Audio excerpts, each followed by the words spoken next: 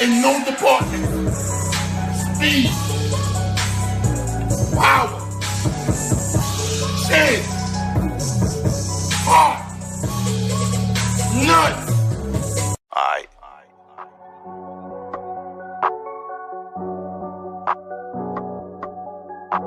Spitting big facts and I'm cooking again. There he go talking that boxing again. Spitting big facts, cooking again. There he go talking that boxing again. Spitting big facts and I'm cooking again. There he go talking that boxing again. Spitting big facts, cooking again. There he go talking that boxing again. Spitting big facts and I'm cooking again. There he go talking that boxing again. Spitting big facts, cooking again. There he go talking that boxing again. Spitting big facts and I'm cooking again. There he go talking that boxing again. Spitting big facts and I'm cooking again. There he go talking that boxing again. Spitting big facts, cooking again. There he go talking that boxing again. Spitting big facts and I'm cooking again. There he go talking that boxing again. Talking big facts, I ain't tell no lies. Real talk like fight fan. Slap a troll with my right hand. Hit the like button, watch the replay. Want all the smoke like EJ. Fuck a troll, what he say. I bomb a nigga like Wilder, boy. Spray the thing, make shower, boy. Tyson Fury, you a coward, boy. Box a nigga like Ego. Make you bow your head, take one knee like Kell Brook and Tim Tebow. Since the time that Lester been black and eyes like Debo. Like Debo?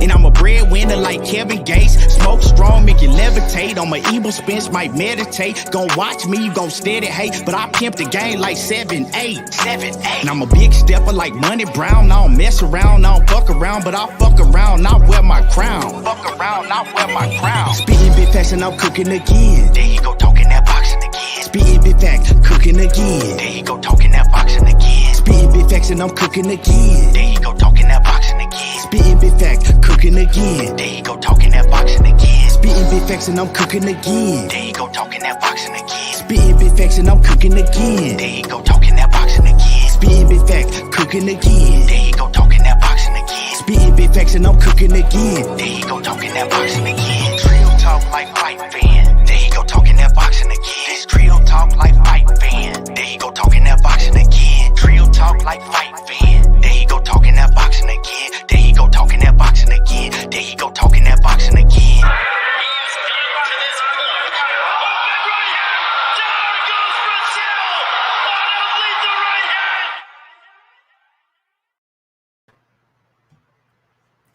Yeah, what's good with it? What it do?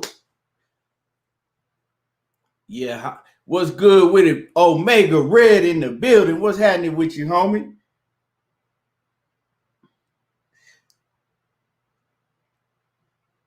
Y'all already know what to do when you come in the building. Hit on that like button and make sure you jump in the comments and let me know you in the building.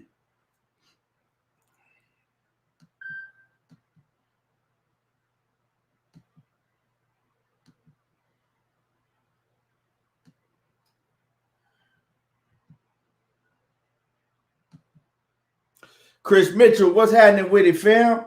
How you feeling today?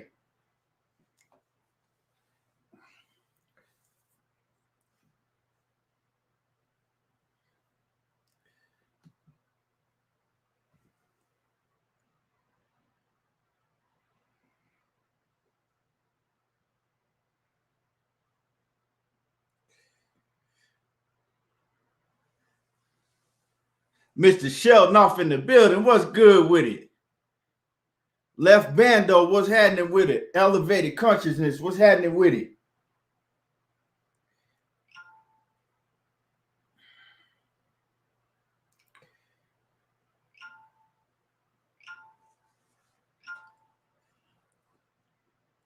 Yeah, we got a lot to cook on today.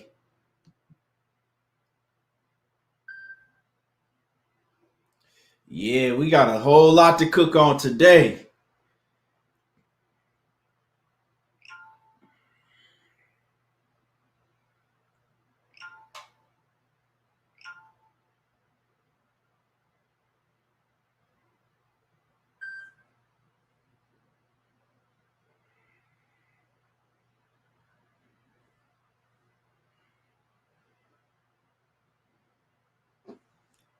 What's good with it, Kwame?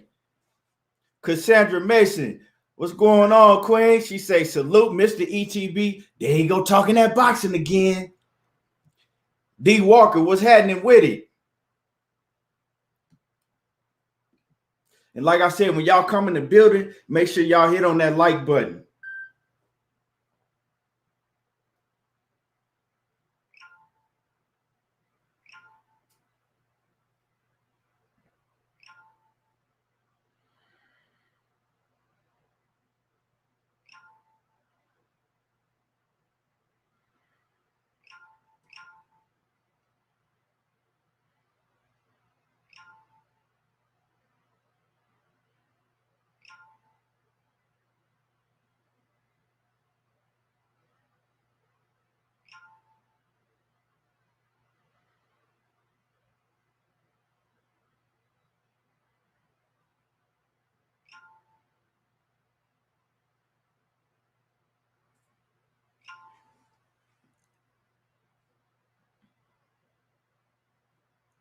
Yeah.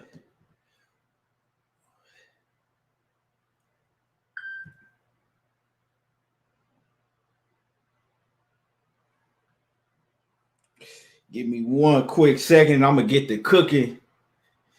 One quick second. When we going to get the show started.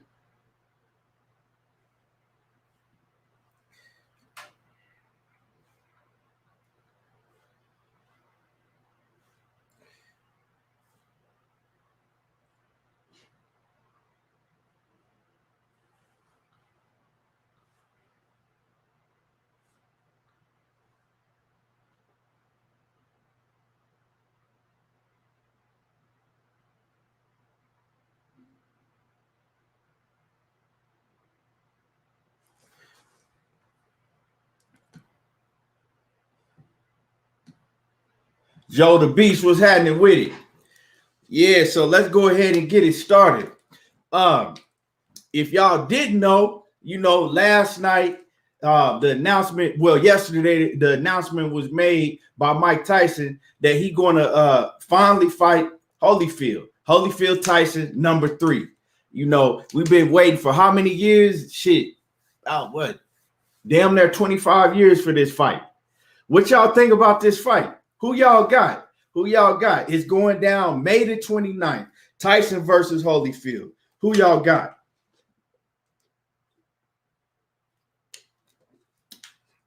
You know what? The first 2 fights, I picked Holyfield to beat Mike Tyson. But this go around, I'm gonna have to go with Mike Tyson. Holyfield damn near 60 years old. I think Holyfield, what is he, like 59?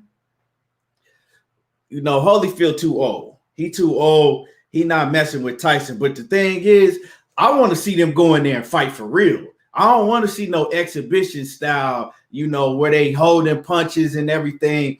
And I was reading an article, and they said that they was getting a lot of backlash from fans. Holyfield and Roy Jones was getting a lot of backlash from fans because fans was complaining about, that they was holding back on their punches.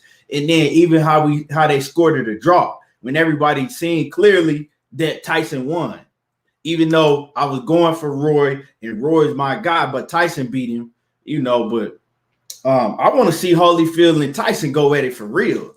Let them train. They've been training. Holyfield been training. Tyson been training. Let them go in there for 10 rounds and go all out.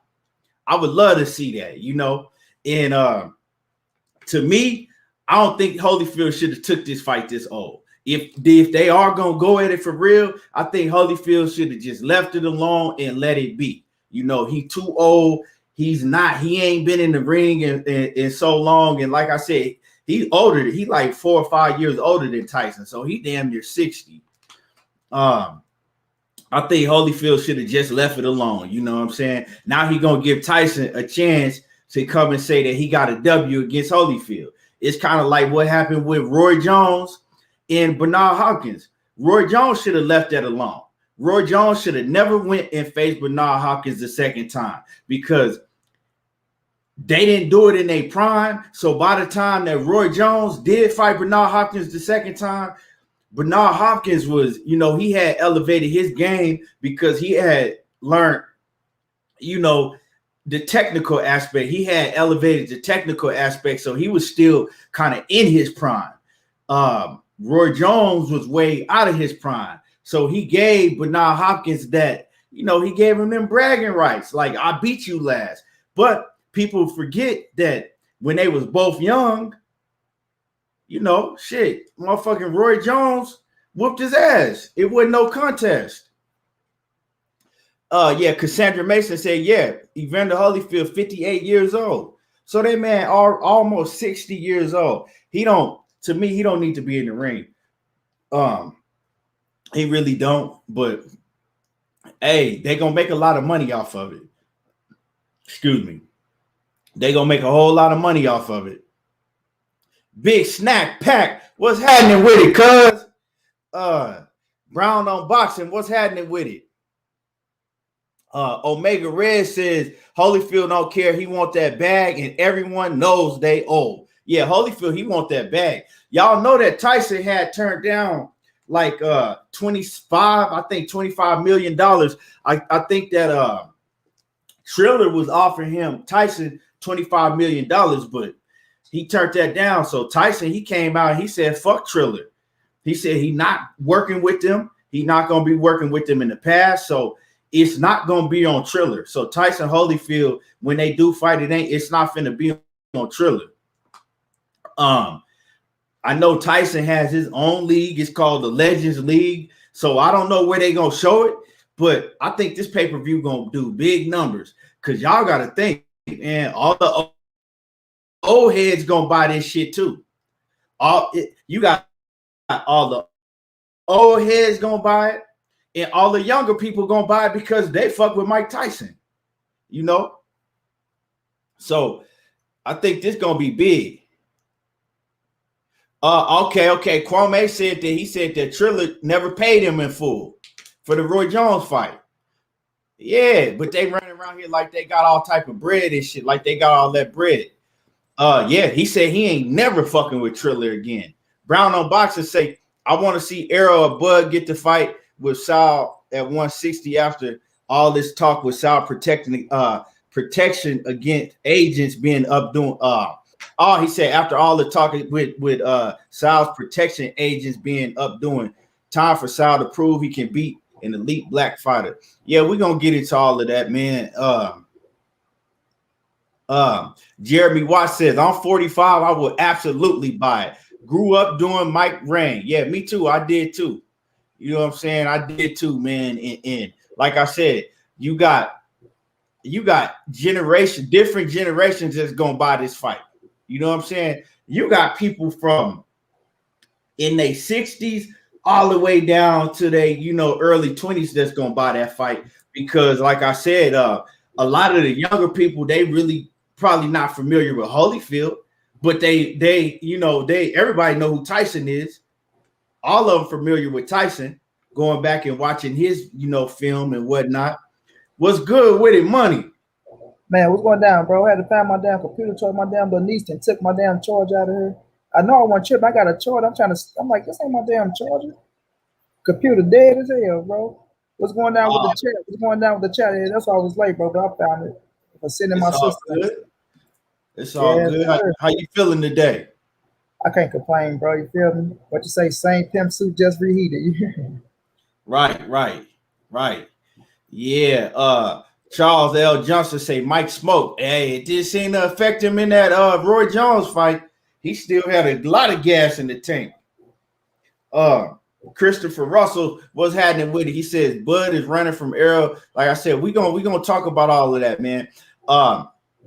Omega Red says, I'm rolling with Holyfield. He made me money off these Tyson fans. Man, I can't do it this time. Like I said, the last two fights, I had Holyfield beating Tyson. But this time, Holyfield, he just too old, man. And I seen Holyfield training, and man, that ain't it. That ain't from what I saw with Holyfield, that ain't it. Money. What you think about this Holyfield Tyson fight that's been announced for May the 29th? It ain't on Triller though, right? No, it's not on Triller. He said he's not fucking with Triller no more because They didn't even pay him all his money for the Roy Jones fight. But you know, Tyson has his own Legends League. So Tyson came out and he says, why the fuck do they need promoters? Triller is basically, you know, would be the promoter. He said they don't need no promoter. He said he gonna show everybody that you can do it on your own. So that's what they're doing. He's gonna set an event up. They're gonna do it on their own. And at the end of the day, him and Tyson, Holyfield and Tyson, they gonna get all their bread. They don't gotta split it with no TV with no promoter. Yeah.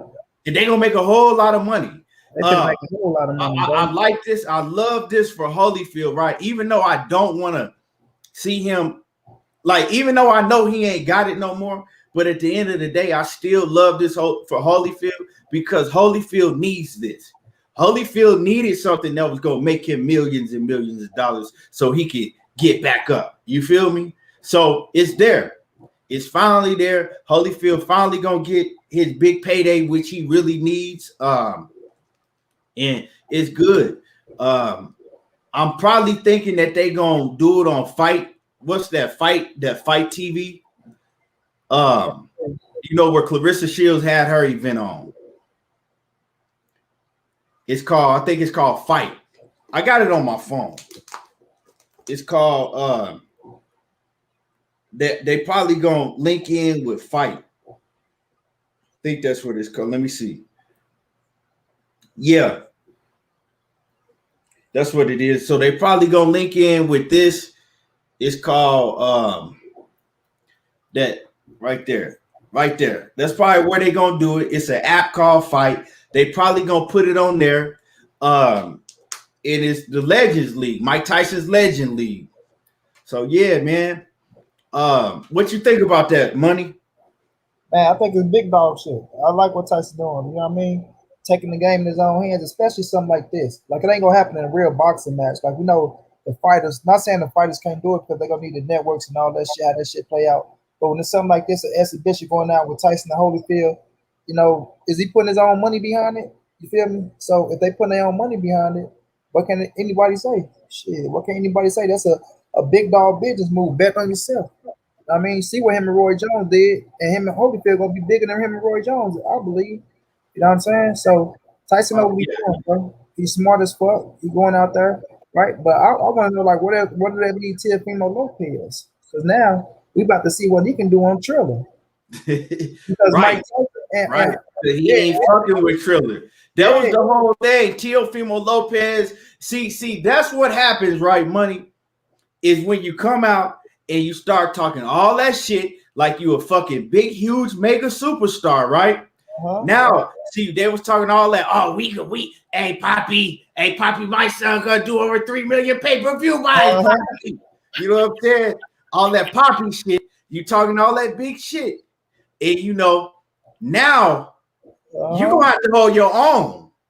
Now you're gonna, because see, they was talking all that big shit, knowing that they was, you know what I'm saying, thinking that okay, we're gonna have Holyfield and Tyson on that card, so we know everybody gonna buy that Holyfield and Tyson fight, right? But they was trying to act like it was them. Hey, Poppy, my son's a star, Poppy.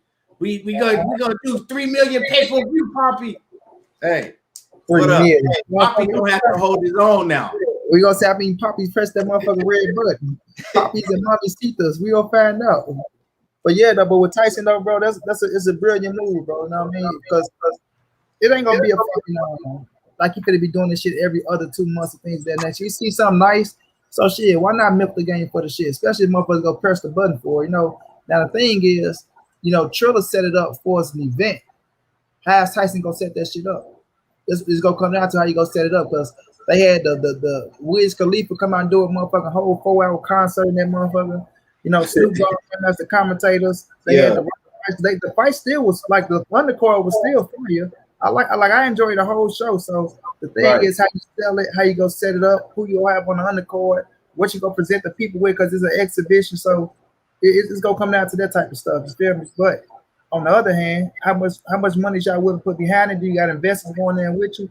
All that shit gonna play a part. But it's a smart move on Tyson on his behalf for us, and we're gonna take this in our own head and reap all the benefits out the shit. Now, I am happy though. I know what you're saying about Holyfield. Tyson was my damn favorite fighter growing up. So now we get to whoop Holyfield ass. I don't give a fuck if he is 85 years old. Shit. And Tyson more agile.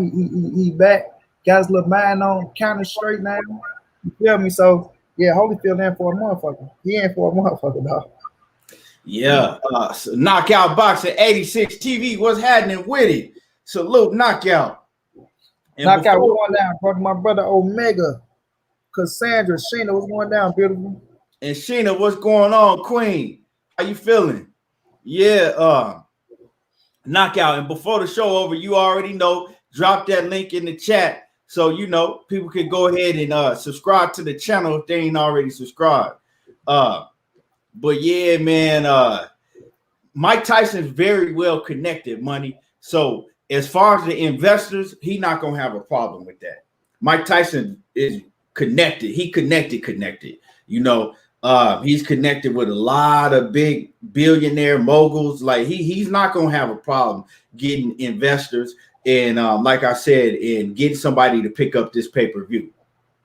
I think that's why he's so adamant. Like, fuck Triller. I'm gonna show them I don't need them, and I'm never gonna fuck with them. That relationship didn't last long. You know what I'm saying? I thought Mike Tyson Legend League was gonna be on Triller for a long time to come, but that shit ended very quickly. And it just shows you, man, that's a bad look on Triller, right? Because it shows you that you already out here and you got people complaining about you not doing good business. You already out here fucking up business. That's why Teofimo Lopez, man, and he should have slowed it down a little bit. He should have slowed that shit down a little bit. I think he got a lot beside himself. His daddy too. Poppy, yeah. The clock chasing my son. My son's the star. He's the only king. We're gonna see how big of a king his ass is now.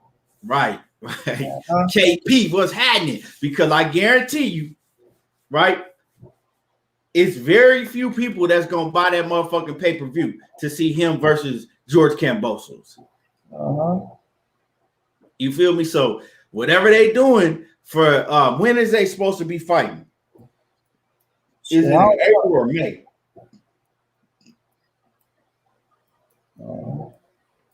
Is it April or May?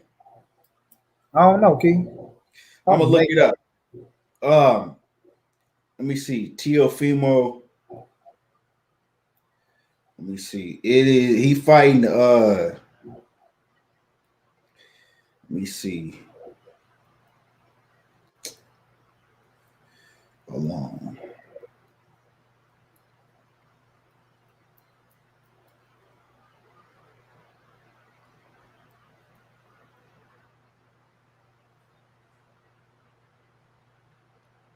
May the 29th. Oh, shit.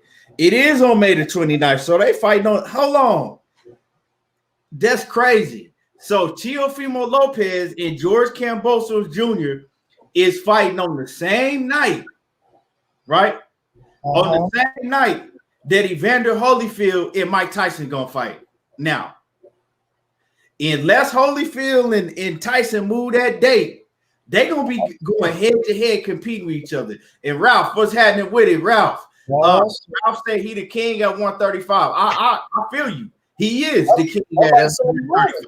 But nobody said he wasn't, right? Yeah. That's we're not saying that. We're talking about this whole situation. You know what I'm saying? Because they came out and they got beside themselves talking about they were going to do over 3 million pay-per-views, and they was trying to act like that 3 million people or 2 million people was going to buy it because they wanted to watch Teofimo Lopez when they knew or they thought that they was going to be able to have Tyson and Holyfield on the card. Now that Tyson and Holyfield ain't going to be on that card, now what do you do? Where you go from here? You see what I'm saying? So at the end of the day, now they both fighting on May the 29th. Now they got to compete with Tyson and Holyfield, and Tyson and Holyfield don't have to move off their date. Read knockout message, Key. Let me see. Tyson and Holyfield ain't gonna get moved off their motherfucking date. Say Mike Tyson ain't moving his date. He trying to shit on Triller on purpose. You feel me? Triller has no fighters. Teofimo coming home. He says just saw something said June.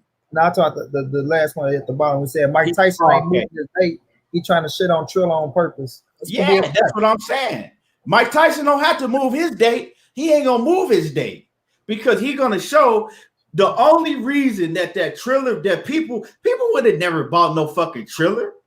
Mike Tyson and Mike Tyson and Roy Jones is the reason that anybody know anything about Triller. And see, Mike Tyson was pissed off because he said they used me, they used my name to promote themselves, right? Everybody thought that Mike Tyson, that was Mike Tyson's company, right? He was a part of that company. And Mike Tyson was like, hell no. They used my name to promote their company, right? Now, let's see what they can do without my name, without being able to use my name. Excuse me. Hey, that's a bad look. Brown No Boxer says, just for that, I will be buying Tyson versus Holyfield 3. Yeah. Well, and like I said, Teofimo Lopez and Triller, they're gonna have to move up off that date, homie, if they want to have even a little bit of success. Because ain't no way that they're gonna be able to compete with Mike Tyson in Holyfield. It's no way in hell. I remember Cass Key, yeah, Triller in there, big play, Triller coming. Yeah, everybody going to Triller. Triller pick this up, Triller pick that up. Yeah, Triller out there robbing motherfuckers blind. Right.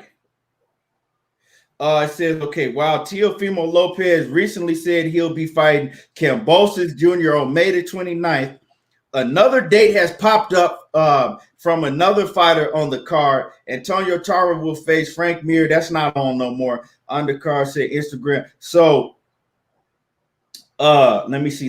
It says George Kambosos Jr. date May 29th and June 5th, both possible. So right. So basically, that's now what I'm seeing what happened, right? First they had May the 29th, right? Now they saying June the 5th, right? So they already moved up off that date. Once they found out that Holyfield and Tyson wasn't fucking with them, right? They knew they was gonna have to move off that date because, like Knockout, like me and Money saying, Holyfield ain't move. I mean, Tyson ain't moving up off that date, right? Tyson's not moving off that date. So let's see, like I said, let's see what Triller can put together for this George Kambosos and Teofimo Lopez fight. Because, like I said, it's very few people that's finna buy a pay-per-view to watch Teofimo Lopez fight George Kambosos. It just ain't gonna happen. I wouldn't buy that shit. Would you buy that shit, Money? Hell no. And this ain't nothing taking away nothing from Teofimo Lopez, but right. That's not a pay-per-view fight. You got to come with something better than that. And see, this makes Teofimo whole shit look bad because at least he is getting paid, right? He's still getting paid from Triller. But the thing is, they gonna restructure their contract. Shit, they ain't getting paid yet. Right. I mean, you did what you did, right? But at the end of the day, he chose to do this, right? Because he could have said, you know what, I'm gonna make a big fight. I'm gonna make a big fight. And if he had made a big fight with one of these other cats, I think he would have ultimately made a lot more money, and the money would have been guaranteed. You already seen that he don't even know if he's gonna be able to get if Triller gonna pay him all that bread. Because what if the event flops? Now it's no Holyfield and Tyson on the card. So what if it fuck around and flop and they don't pay him his bread? Because we already see Tyson he's saying that he ain't even got all his money from Triller.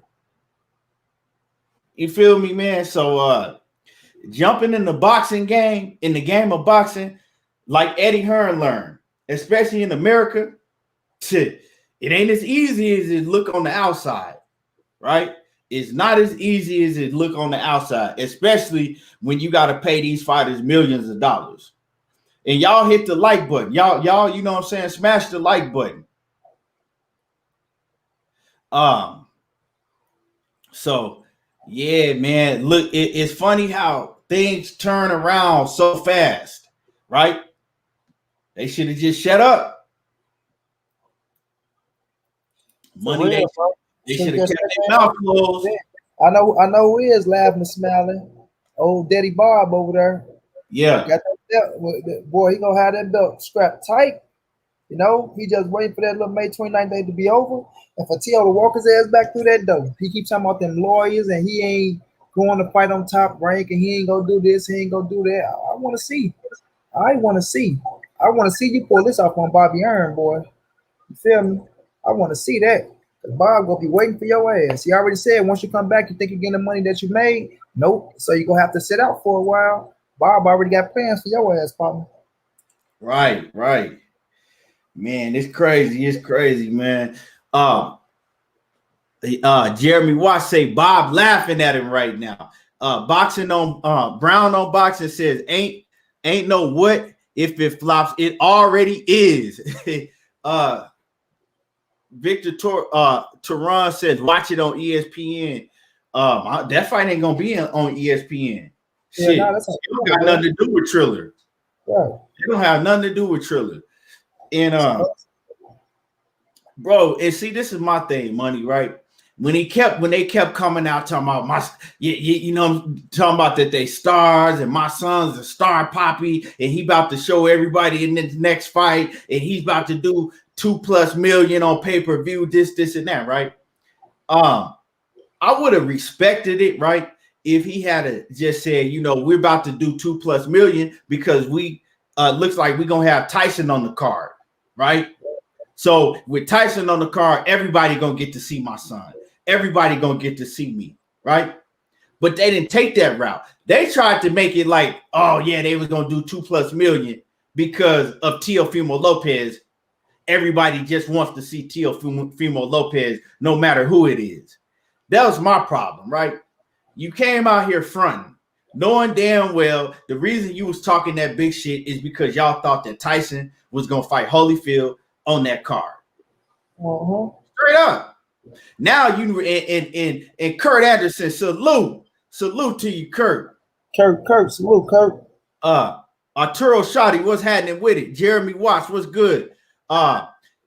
So right now you talking about how big you are and that, and remember he came out and he said he wasn't fighting on nobody undercard for a second, right? I think my man World Combat was like, nah, T.O. ain't fighting on nobody undercard. Okay, cool. Now you got to eat them words. Now you can really be the main event, right? You can be the main event now. So let's see how that go.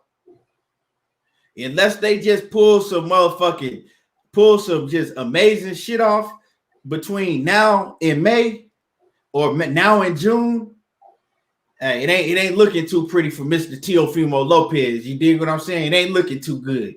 I am Ill Will. What's happening with it? I am Ill Will. What's going on, brother? Yes, sir. And drop your link in the chat so everybody can go subscribe to your channel. I am Ill Will. Yeah, man, it ain't looking too good, man. So I'm gonna go ahead and move along, Money, and we're gonna talk about that. Because we're gonna talk about that a lot more in the upcoming weeks and months and whatever. But I want to talk about the fight this weekend before we really get into the nitty gritty. You know what I'm saying? Let's talk about Ashton Thornhill says, is Progress fighting? No, Progress is fighting on another Triller card in April. So let's talk about, this fight coming up this weekend with Povetkin, the rematch with Povetkin in, the Coon, Dillian White. Dillian the Coon White. Let's talk about that. Dillian White is coming out and he's saying that he could beat Povetkin on his worst day. Well, the last time you fought Povetkin, you got knocked out. So what day was that? That's what I'm wondering, right? If you could beat the man on your worst day and he already knocked you out, what day was that you fought him on?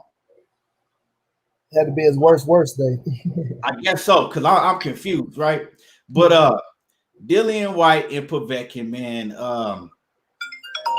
it's what y'all? I want to know who y'all picking that fight. Who y'all picking in that fight? Put a name in the comments who y'all picking.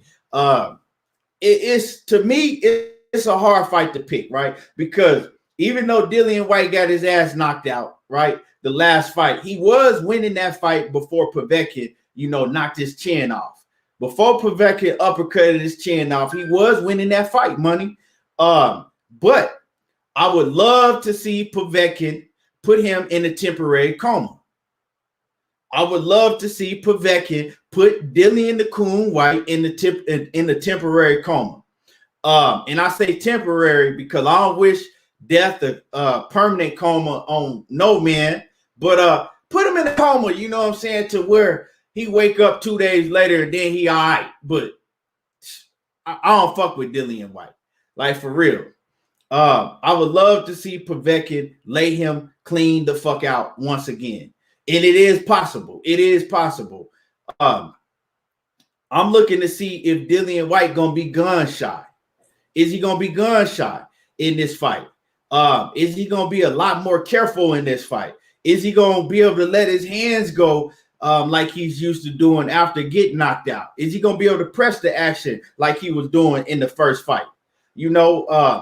But like I said, I still haven't picked who gonna win, but I would love to see Povetkin knock his fucking helmet off. And let me get through the comments, and then I'm gonna give it to you, money. KP say he said he got Povetkin. Black Star Sports TV was happening with it. Salute.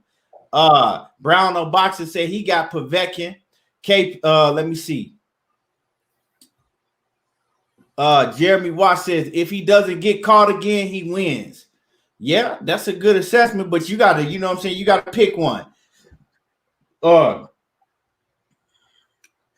me see. KP say Povetkin feint game is good. Yeah, man. Go ahead, money. Yeah, man. Look, he was winning the fight. He dropped him twice in the fourth, right? But then he got his ass Javante Davis and Leo Santa Cruz. He threw that lazy ass jab. Povetkin did the same shit. Slip, left uppercut, and it was all she wrote. You know what I mean? So he got to accept the blame. But I said, could he come out and fix that shit? Going back into the fight so early, you know what I mean? Like, or would you come out? Because Dylan White is a pressure fighter. That's his style. And he gasses out down the stretch. You know what I'm saying? He gasses out down the stretch. But one thing I say you do got to respect about Dylan White is the motherfucker dude got real power. He got power. And that's something you got to respect. So it's gonna come down to him being a little sharp, going in there, paying attention to everything. I think he'd be more aware now to not get hit with them big shots than he was last time. Because he thought he was just ice skating in that motherfucker. He's like, okay, I dropped this motherfucker twice in the fourth, probably thinking he's still hurt, come out throwing that lazy ass shit. You feel me? The jab was so goddamn lazy, it was pathetic. So maybe now to keep his motherfucking antennas up and stay sharp at all times. Because truth be told, he's supposed to knock Povetkin the fuck out. He was supposed to knock his ass out in that fight. Now, I mean, nobody was picking no damn Povetkin to win. It was a few people. My homeboy Love One was one of them, but not too many people was picking no goddamn Povetkin to win that fight. So now, he coming out, got his little rematch with his little crybaby ass. I get the rematch right, Eddie. Right? Back in December. Yeah, the rematch. Looking stupid as a motherfucker with that silly ass look on his face.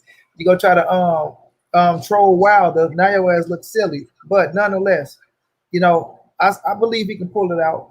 But I'm like you. I want Povetkin to knock his ass clean out. Like put his ass to sleep.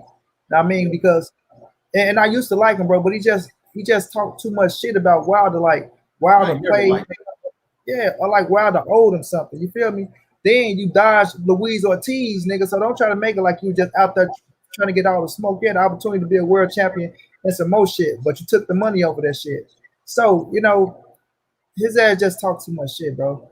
But I think he gonna pull it out. I think he'll go in there, gonna be a little bit more sharper. And I think he might fuck around and knock Povetkin ass out this time. But I will say this: if he come out there and just trying to brawl and go straight forward again, not straightforward, but like if his mental ain't there and think he finna just bully Povetkin, yeah, his ass gonna get knocked the fuck out again, bro. He gonna get knocked out again because he was looking good in that fight. I'm like, damn, this ugly motherfucker looking good in the fight, bro.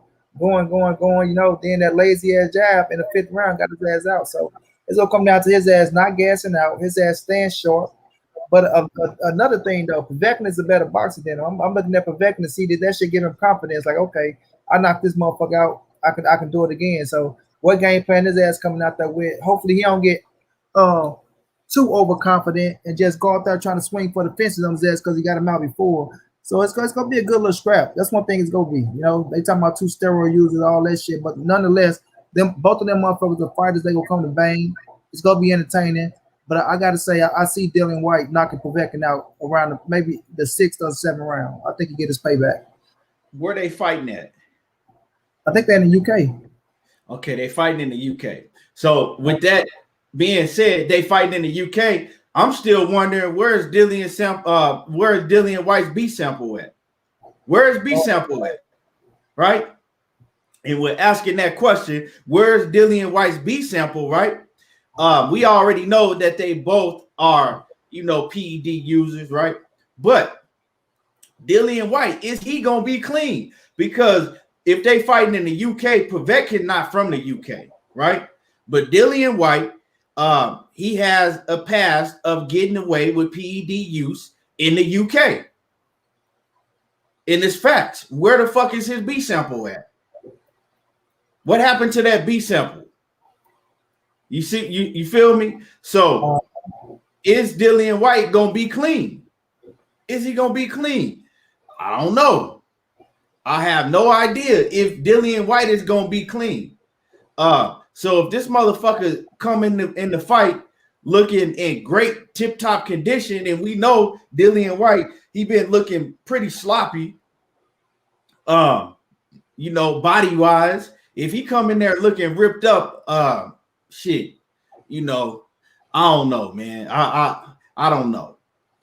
You can't put none past these. You can't put none past Dillian White, because like I said, don't nobody know where that B sample at.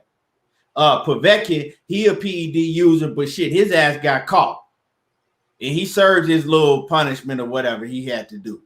Thanks. So that's another thing to look at on that fight. So it's in the UK. I wouldn't bet against Dillian White.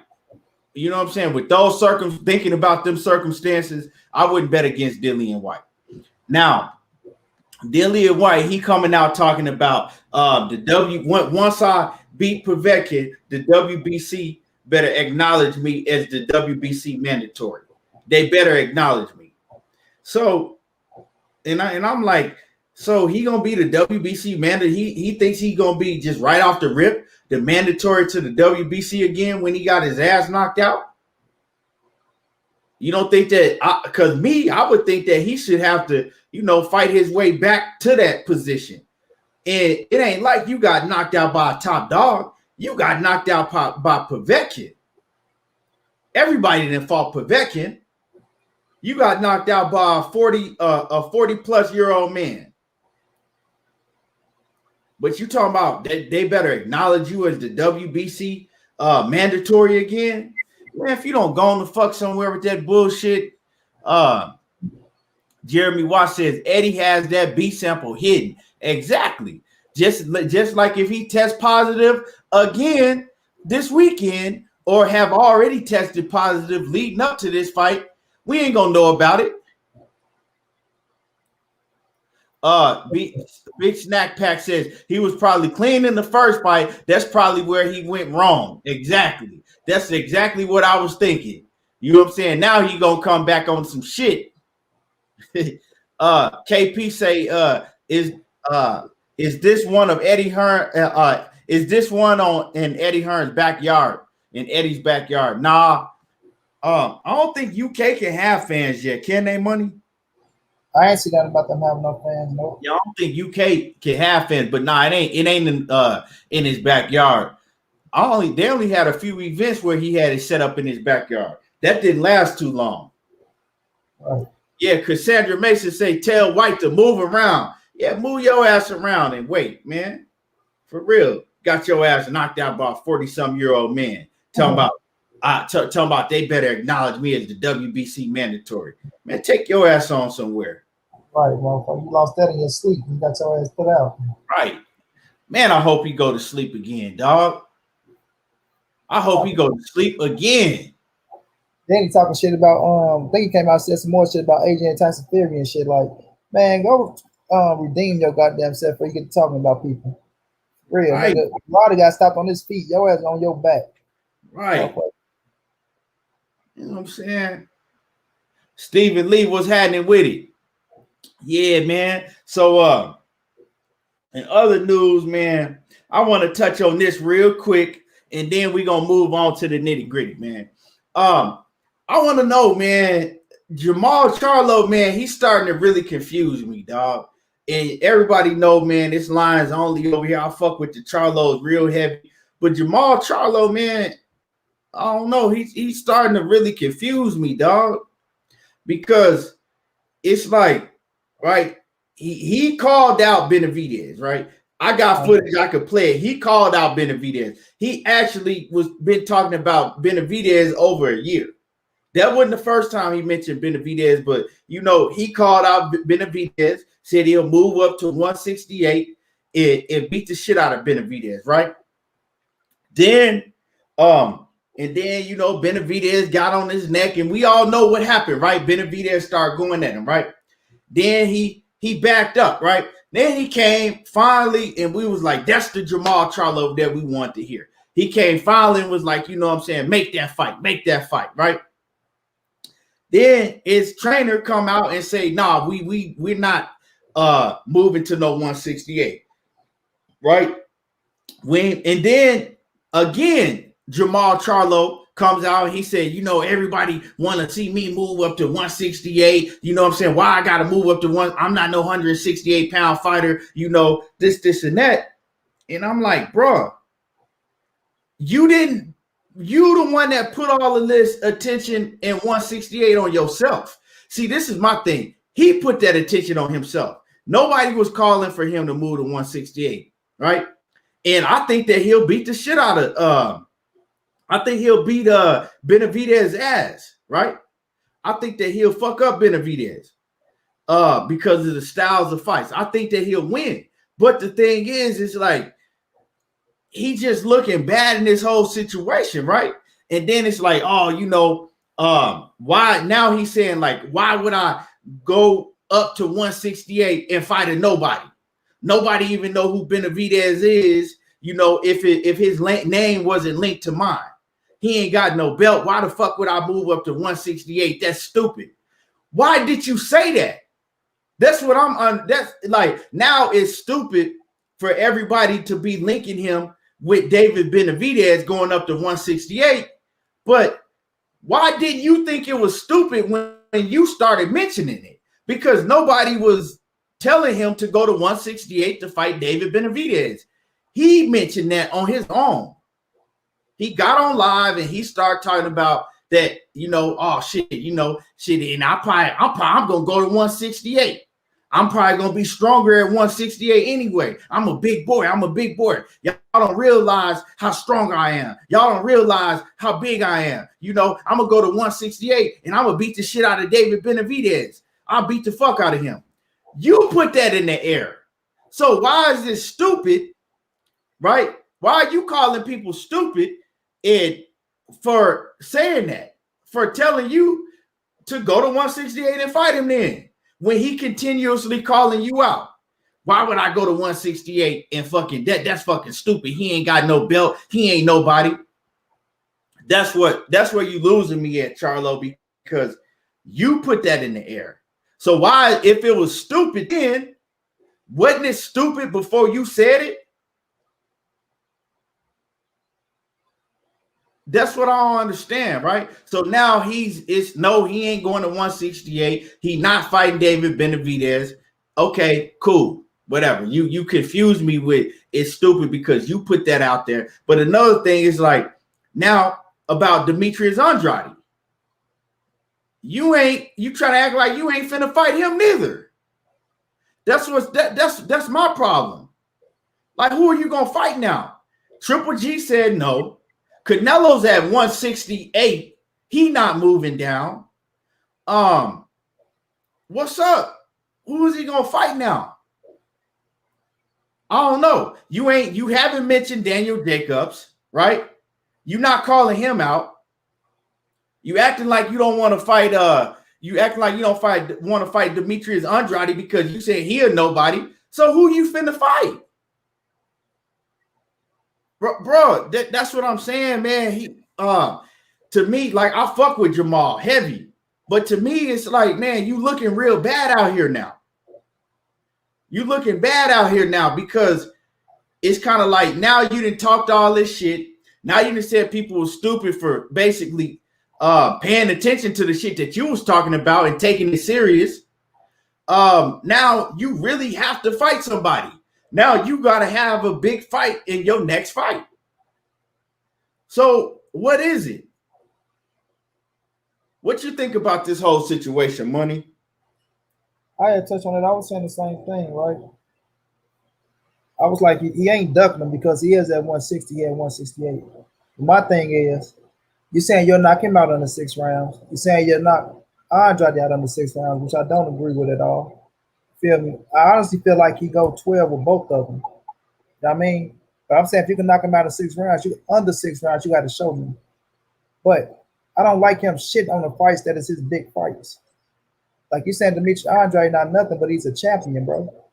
And he ran up in your press conference. You feel me? And I'm looking at like it's time for you motherfuckers to fight. Y'all the number 1, number 2 fighters at the middleweight division. That's the only fight y'all should be getting at each other. But that's why I say I don't believe that was in PBC plans with him and Benavidez. Even though he opened up his mouth and said something about him, and Benavidez answered the call on his ass, I think Al had something totally different on their agendas. But nonetheless, it's still a great fucking fight, bro. It's still a great fight. And I'm like you, Key. If you're going to fight him, I want you to go to 168 to put yourself in position. You know what I'm saying? If you go to 168 to fight him, bro, you put yourself in position.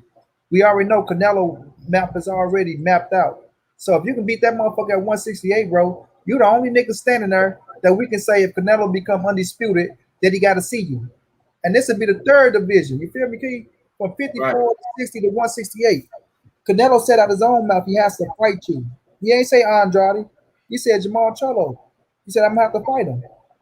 So now think about you going to the 3rd division that Canelo's at. He can't go nowhere else. He ain't going to no fucking 175. Fucking no Arthur Benavidez of Bivol.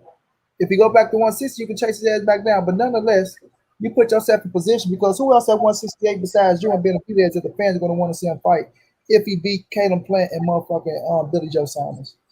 You know what I'm saying? So it's like playing chess. David Benavidez, it was his WBC, go up there, whip his ass, you take that spot. And now Canelo got to see you, bro, whether he drop a title or not. His ass got to see you. So and I'm with you, kid. I got him winning the fight as well. I don't think he gonna just walk right through him. You know what I'm saying? I think it's gonna be a good, tough ass fight that I think he come out on. Just like I think it's gonna be a good, tough ass fight with Andrade that I think he gonna come out on. But the thing is, you don't just keep going and not talking about, man, I will blow his fucking mind. Let me tell you, I will fuck. Like, all right, well, show us, motherfucker. Show us. I just seen him on live where he's talking about, no, he'll fight him and he ain't even getting the corona shot. Like, I ain't getting that shit. Y'all some stupid motherfuckers. I was playing when I said that shit. I ain't even getting that shit. You know what I'm saying? What the fuck you saying for then, dude? You know, so I'm with you, man. I fuck with the Cholos heavy, but Big Cholo is confusing me a little bit as well, bro. I'm like, man, you shitting on the fights that's your big fights. Andrade and motherfucking Benavidez. Who else is at 160 besides Triple G that you gonna fight? Chris Eubanks booked up. You know, so it's just a little mind-boggling, bro. But I want to see his ass fight Benavidez, or I want to see him fight motherfucking Andrade. I'm not gonna go out here and say ducking Benavidez. Like I say, he's not at 168. Can't duck somebody if he ain't at the weight division. And Benavidez had a fight coming up. And Charles damn sure gonna get him a fight in at 160 before he go anywhere. He gonna get a fight in because they just fought. He been out since what, September? You ain't finna wait all the way to September to go back in there and you're a layoff. For talking about you finna go in there with David Benavidez. No, it don't just work like that. So he gonna get him a fight in at 160. Then we'll see what he do after that. But after that, bro, like, cause this ain't gonna be Andrade or Benavidez. Hopefully it's somebody with some type of substance and some fucking resistance. You feel me? But after that, bro, you got to fight a big dog, man. Whether you push up on them or they push up on your ass, cause you know, Derevchenko, I gave you credit for that win. I did give you that. But you got to fight one of these big dogs, man. You got to fight one of these big dogs.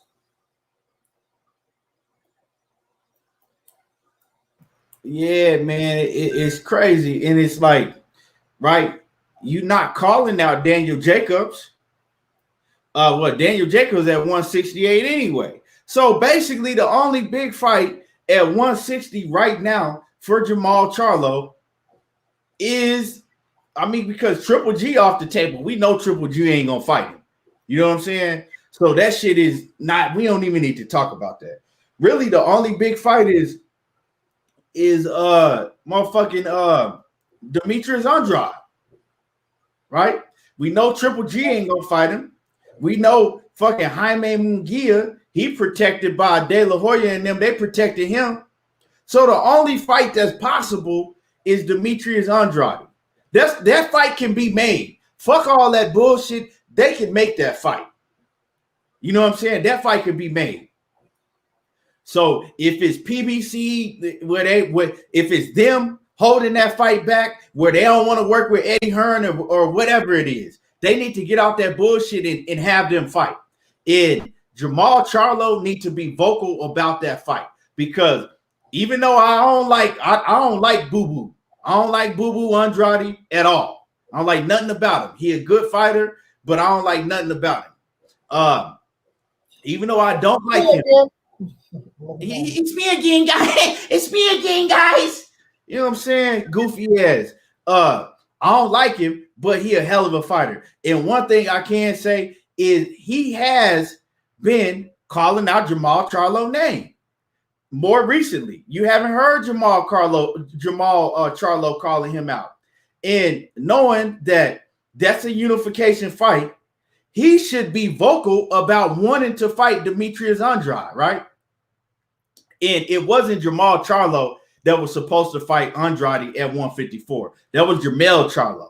So that had nothing to do with Jamal Charlo. So Jamal Charlo can't even use that shit. He can't use that, well, he had a chance to fight me at 154 and it fell through. That was Jermell Charlo. You dig what I'm saying?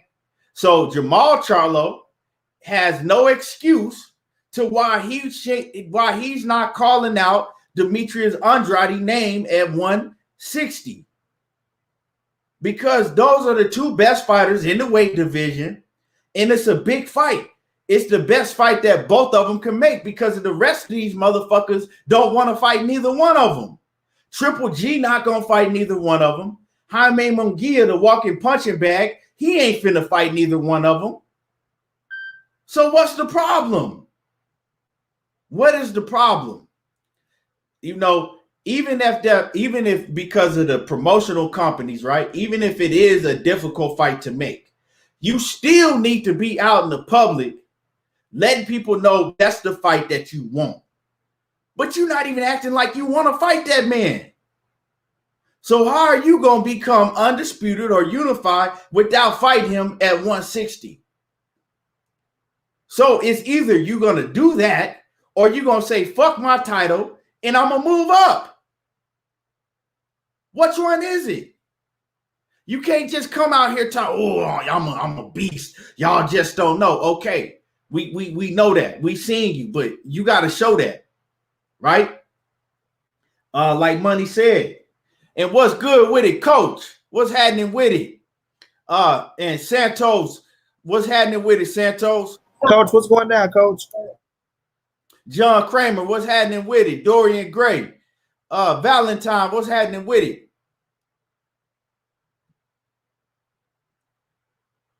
I saw some of the interview. I didn't finish watching all of it, Valentine. So enlighten me on what he said, exactly what he said in that interview with what you speaking on. And if I'm wrong, you can correct me. But yeah, man. Did you watch that whole interview yet, Money? No, I ain't check it out yet. I gotta check it out. I watched some of it. I just didn't finish watching it. I ain't check out none of it. I just heard a little clip Brian put on his Instagram and shit about what he said about Andrade and fucking Benavidez. Jeremy Watt says Charlos are bosses. They could make the Andrade fight in a second if they wanted. I hate Andrade. I wish he would fight either Charlo. Both beat him, in my opinion. I feel what you're saying, Jeremy Ross. But see, the thing is that we can't. We got to stop putting the Charlos together as one, right? Because to me, they are taking two different paths. To me, Jermell Charlo is right next to the path of greatness. Jermell Charlo got one more fight to become undisputed, right? Jermell Charlo, you put him up there, he knocked all of the pieces down. Even though we didn't get that Jared Hurd fight, but that was Jared Hurd's fault. You feel me? But Jermell Charlo right there. Jamal Charlo, he's still in that position to where, yeah, he did beat Derevyanchenko, right? He did beat Derevyanchenko, but you got to think, you know what I'm saying? Daniel Jacobs beat Derevyanchenko too. Daniel Jacobs beat Derevyanchenko. He didn't beat him as decisively as Jamal Charlo did, but when you look in the record books, he still beat Derevyanchenko. And a lot of people don't think that highly of Daniel Jacobs. You feel what I'm saying? So Jamal Charlo still got to do more. It ain't like, he beat Derevyanchenko, because let's not act like Derevyanchenko is the end all be all, at 160. That was a good fighter at 160 that he beat. You know what I'm saying? Because he hadn't fought no Sebastian Highlands and all them motherfuckers. Let's keep it 100. And like I said, I fuck with Charlo. Charlo, one of my favorite fighters, but I got to keep it 100. You dig what I'm saying? I'm on here. That's my duty, to keep it even, straight down the middle of 100.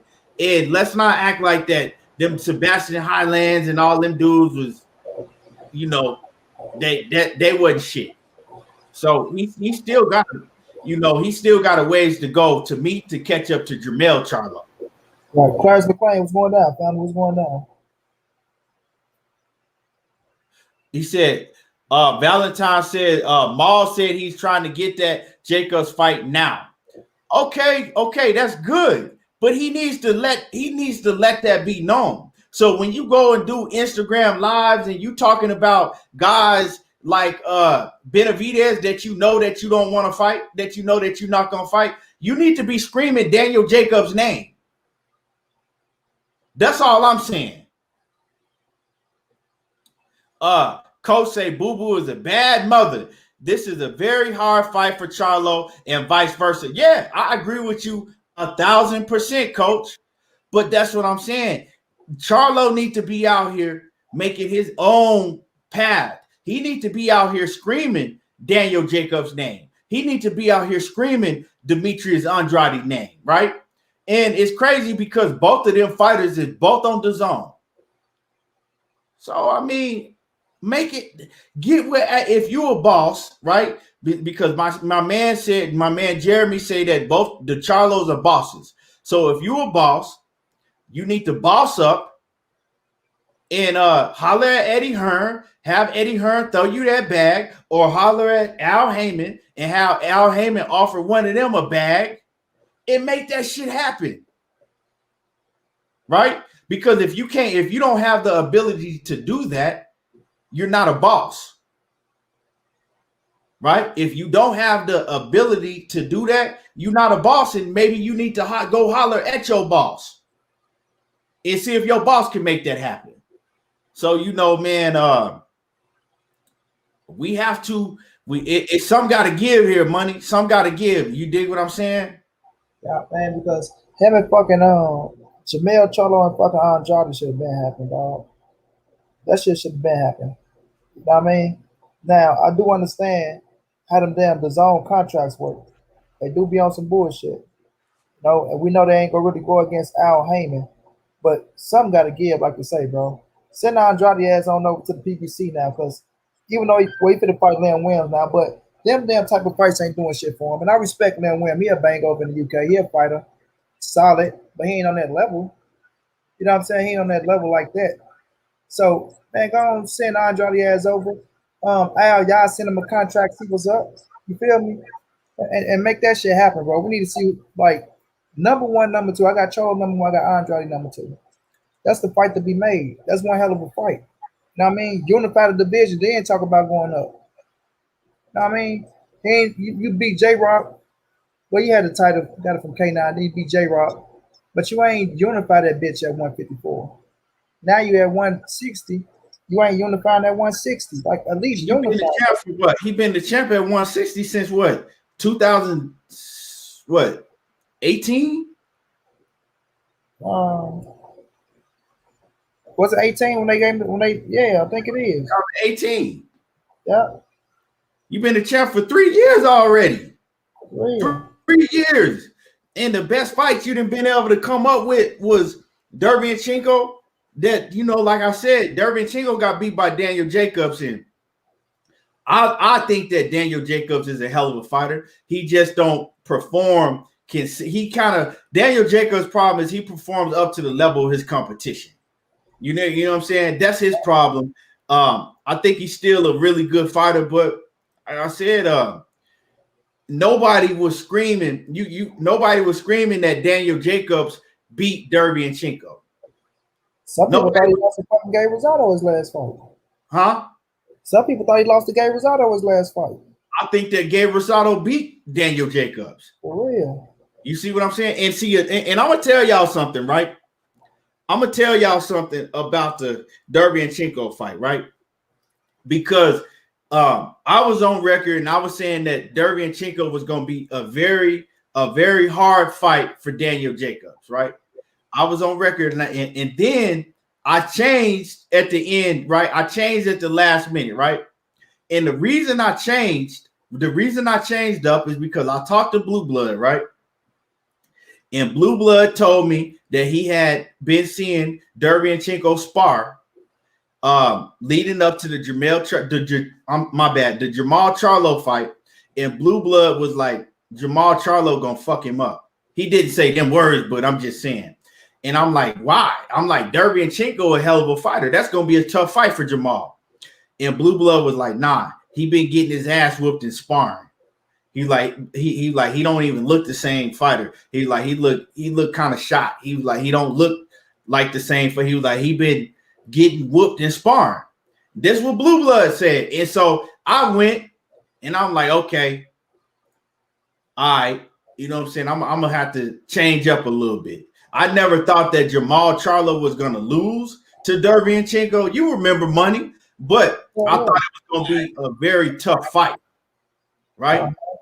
I thought it was gonna be maybe he would win by majority decision or a very close fight, split decision or something. But I didn't think he was gonna be able to beat him like that. But Blue Blood had told me, he was like, nah, Derevyanchenko not looking good in training camp. And so, hey, not to take nothing away from Jamal Charlo, but it's still you still got work, a lot of work out here to do.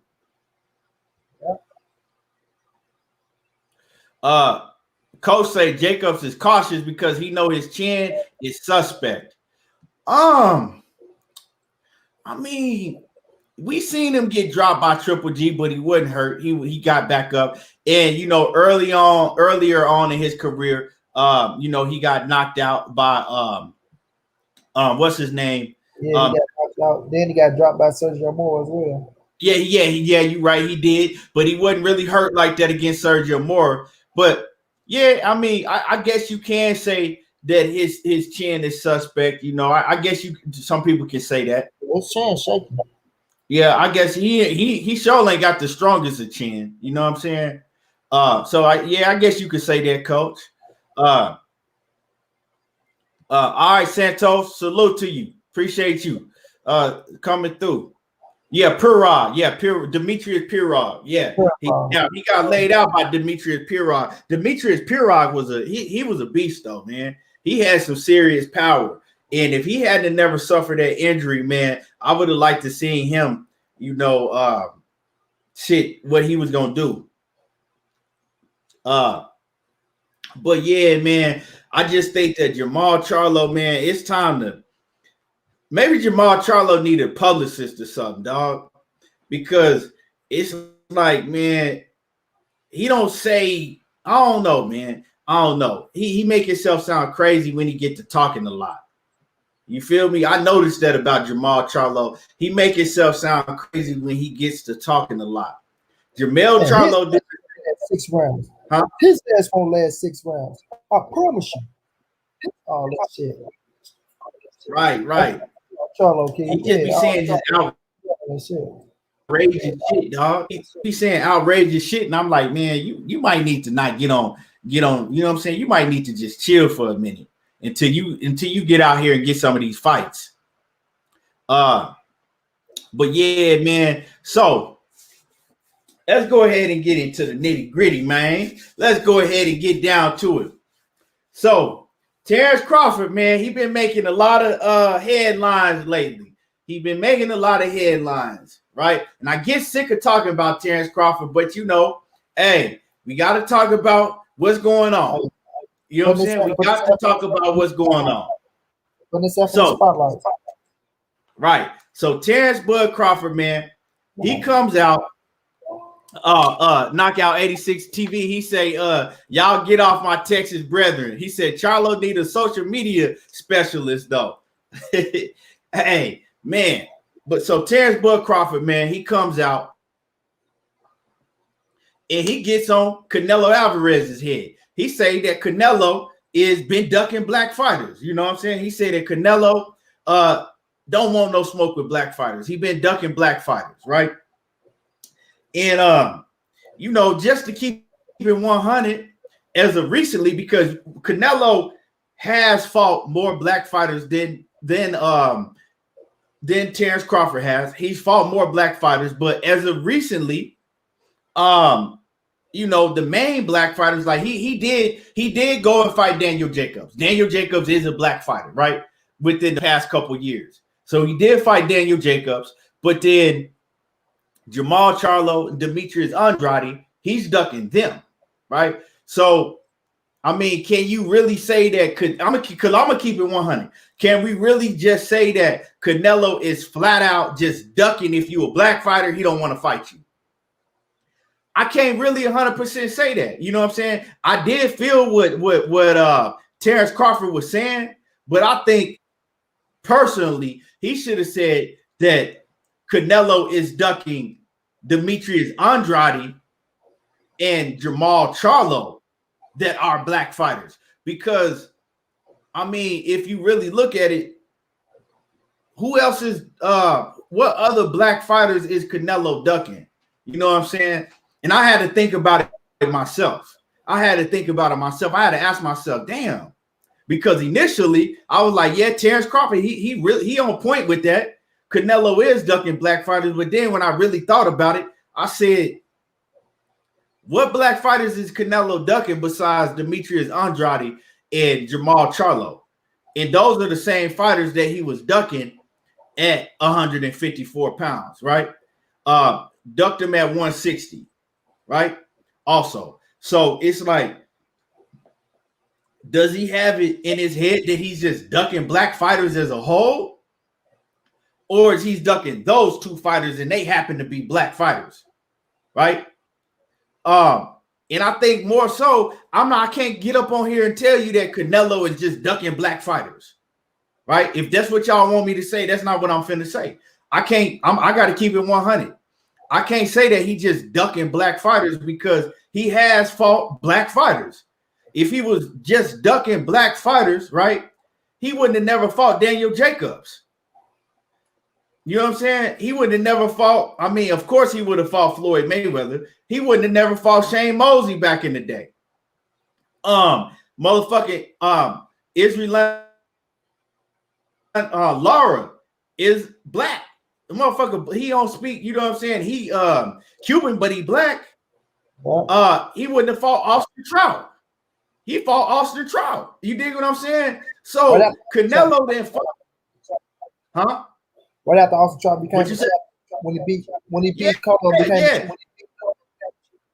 Right. So what I'm saying is Canelo, he's fought his share of black fighters.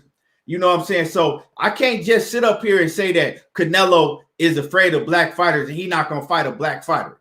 What I can say is he been ducking consistently Jamal Charlo, right? and Demetrius Andrade, right? So we'll put the two Charlos together in Demetrius Andrade. He been ducking them consistently. It don't matter what weight class they've been at, right? But I can't just sit here and say that he been ducking black fighters, right? And another thing I gotta say with this, right, is I think that Terence Crawford is the last fighter that should have spoke on Canelo ducking anybody, because Terence Crawford, or even saying that he not fighting black fighters or fighting anybody, because Terence Crawford ain't fighting nobody.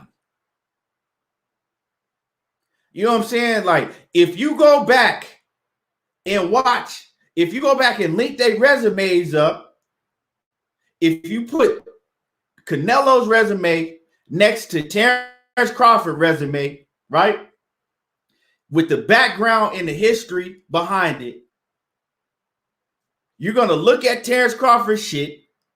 You're going to say, what the fuck is this? You're going to ball that shit up and throw it in the trash, right? So even if you do agree with what Terence Crawford said, which I don't fully agree with, you know what I'm saying? If you do agree with that, you have to agree that Terence Crawford is not the one to be talking about that, right?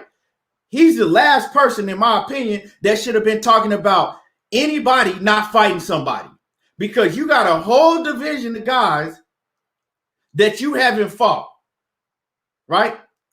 You got a handful of dudes that's been calling you out that you haven't fought, and you haven't made no progression. You know, you haven't put no foot down and made no progression towards fighting them guys. As far as saying that, look, I want to fight such and such and such next. That's who I'm going to Bob Arum and telling him that I want to fight next. Now, you ain't said that about Keith Thurman. You haven't said that about your Dennis Ugas.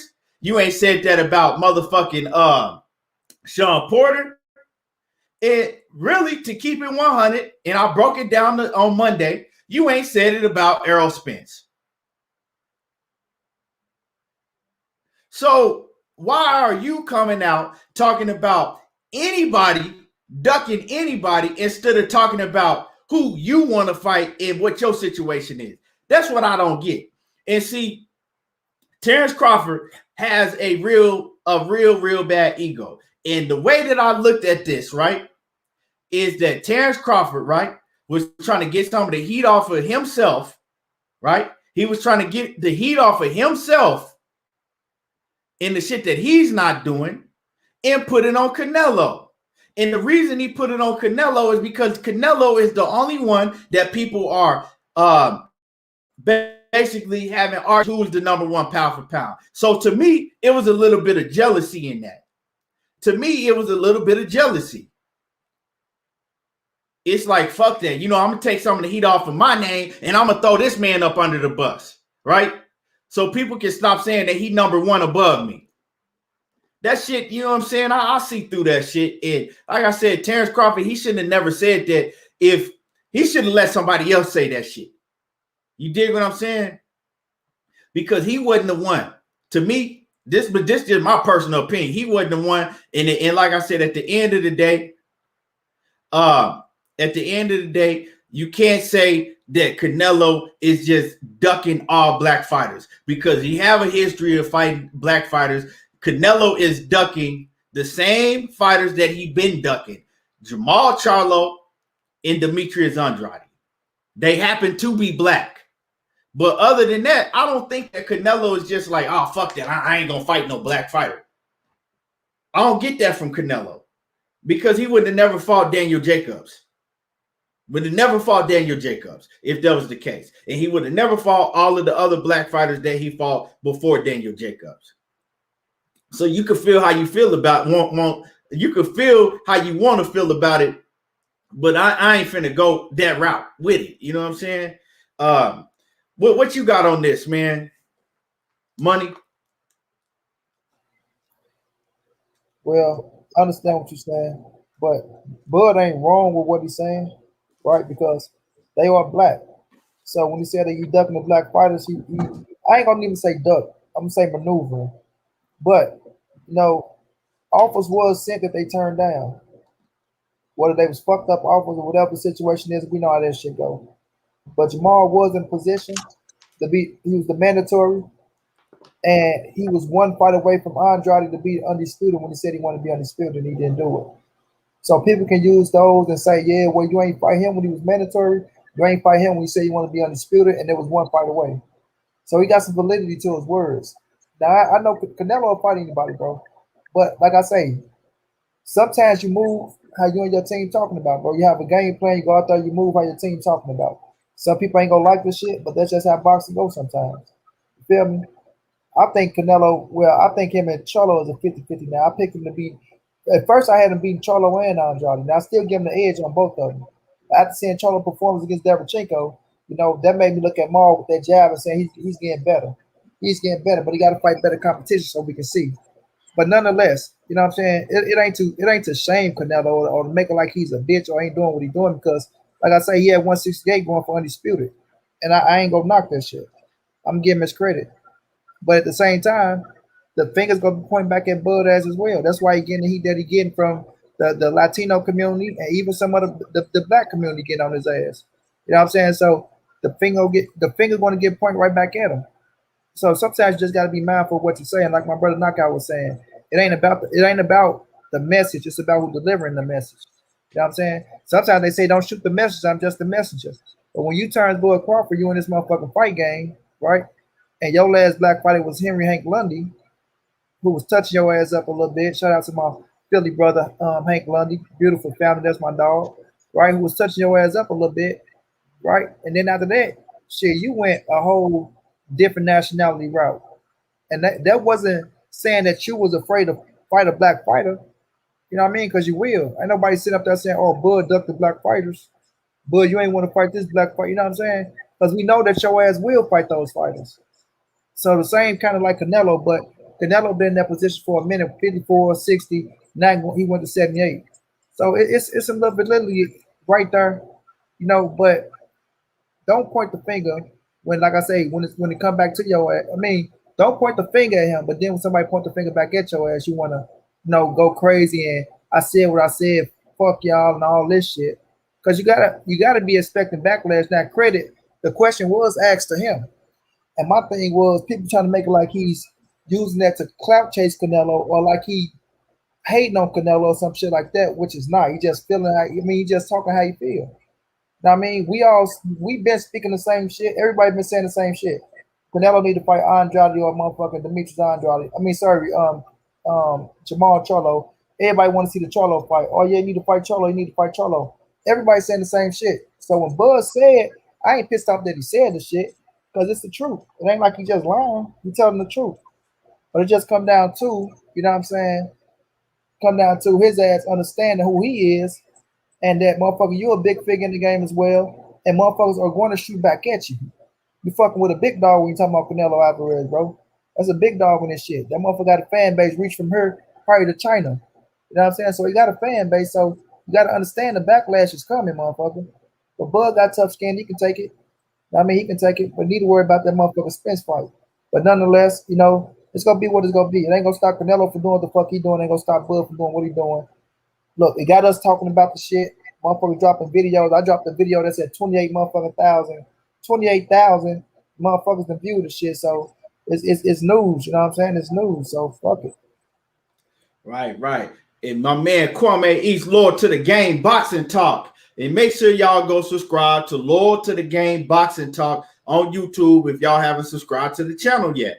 And then go subscribe to Knockout Boxing 86 TV if y'all ain't subscribed to him yet. He say Hank Lundy and Ndongo, they the only ones he fought. He said Hank Lundy and Ndongo are the only ones he fought. He said Brooke is biracial, Diaz is Cuban. He said so Canelo has fought more than him. He said he's also younger, and his black opponents are in a whole different level. Porter on standby. Man, this is the thing, right?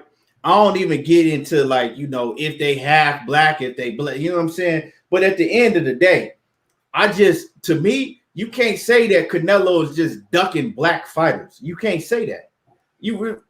Because it ain't true. Because if you go, like my man Kwame Easton said, if you go back into the history, Canelo has fought his share of black fighters. Now, what you can say is, because the thing is, the fighters that Canelo has been refusing to fight, they stand the same, whether it's at 154 or 160. You feel me? It's not like he's switching.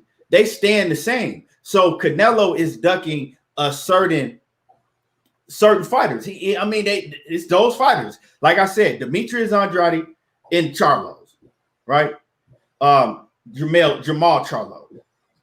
Because we can't really talk about Jamel Charlo, because Jamel Charlo been at 154, but he was ducking both Charlos, but Canelo ain't been at 154 in a while, right? So you can't really say that he just ducking black fighters, because it's the same fighters, basically the same two fighters. You can't, and like I said, he fought Daniel Jacobs. So if someone were to say that, you can't name me some other black fighters that he was supposed to fight that he didn't fight. You can't name me at 160 or 168 other black fighters that he was supposed to fight that he didn't fight. So, when we talk about the situation, we can't just jump the gun just because it sounds good, and go with it. Because I think that if motherfucking goddamn it, Yildirim was black, I think that Canelo would have still fought Yildirim. If y'all dig what I'm saying. So it ain't because these certain fighters is black that he ain't fighting them. He not fighting them because of maybe their skill set. Because if Canelo if he had a past to just not fighting black fighters, then you could say that. But like I said, he just fought Daniel Jacobs. So to me, that's kind of ignorant to say that he's just ducking black fighters and he don't want to fight black fighters. The man just fought Daniel Jacobs a couple years ago. You know what I'm saying? And Daniel Jacobs was a fighter at the top level in his division. So you can't say that. You can say it, but it ain't necessarily right. It's not the fact. But what we can say, and like I said, and I'm not finna come on here and say that Terence Crawford is ducking black fighters.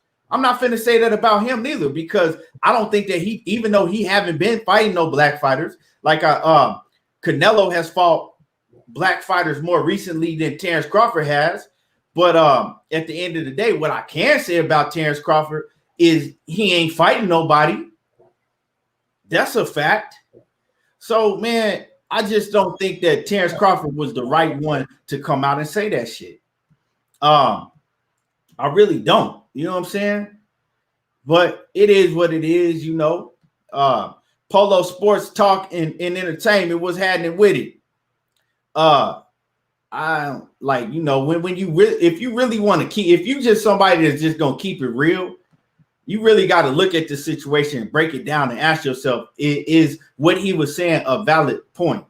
Or could he have worded that different? You know what I'm saying? Because it's one thing to just say he ducking black fighters. That just means that he's not fighting a certain type of fighter because of their skin color, because they black. He ain't fucking with them, right?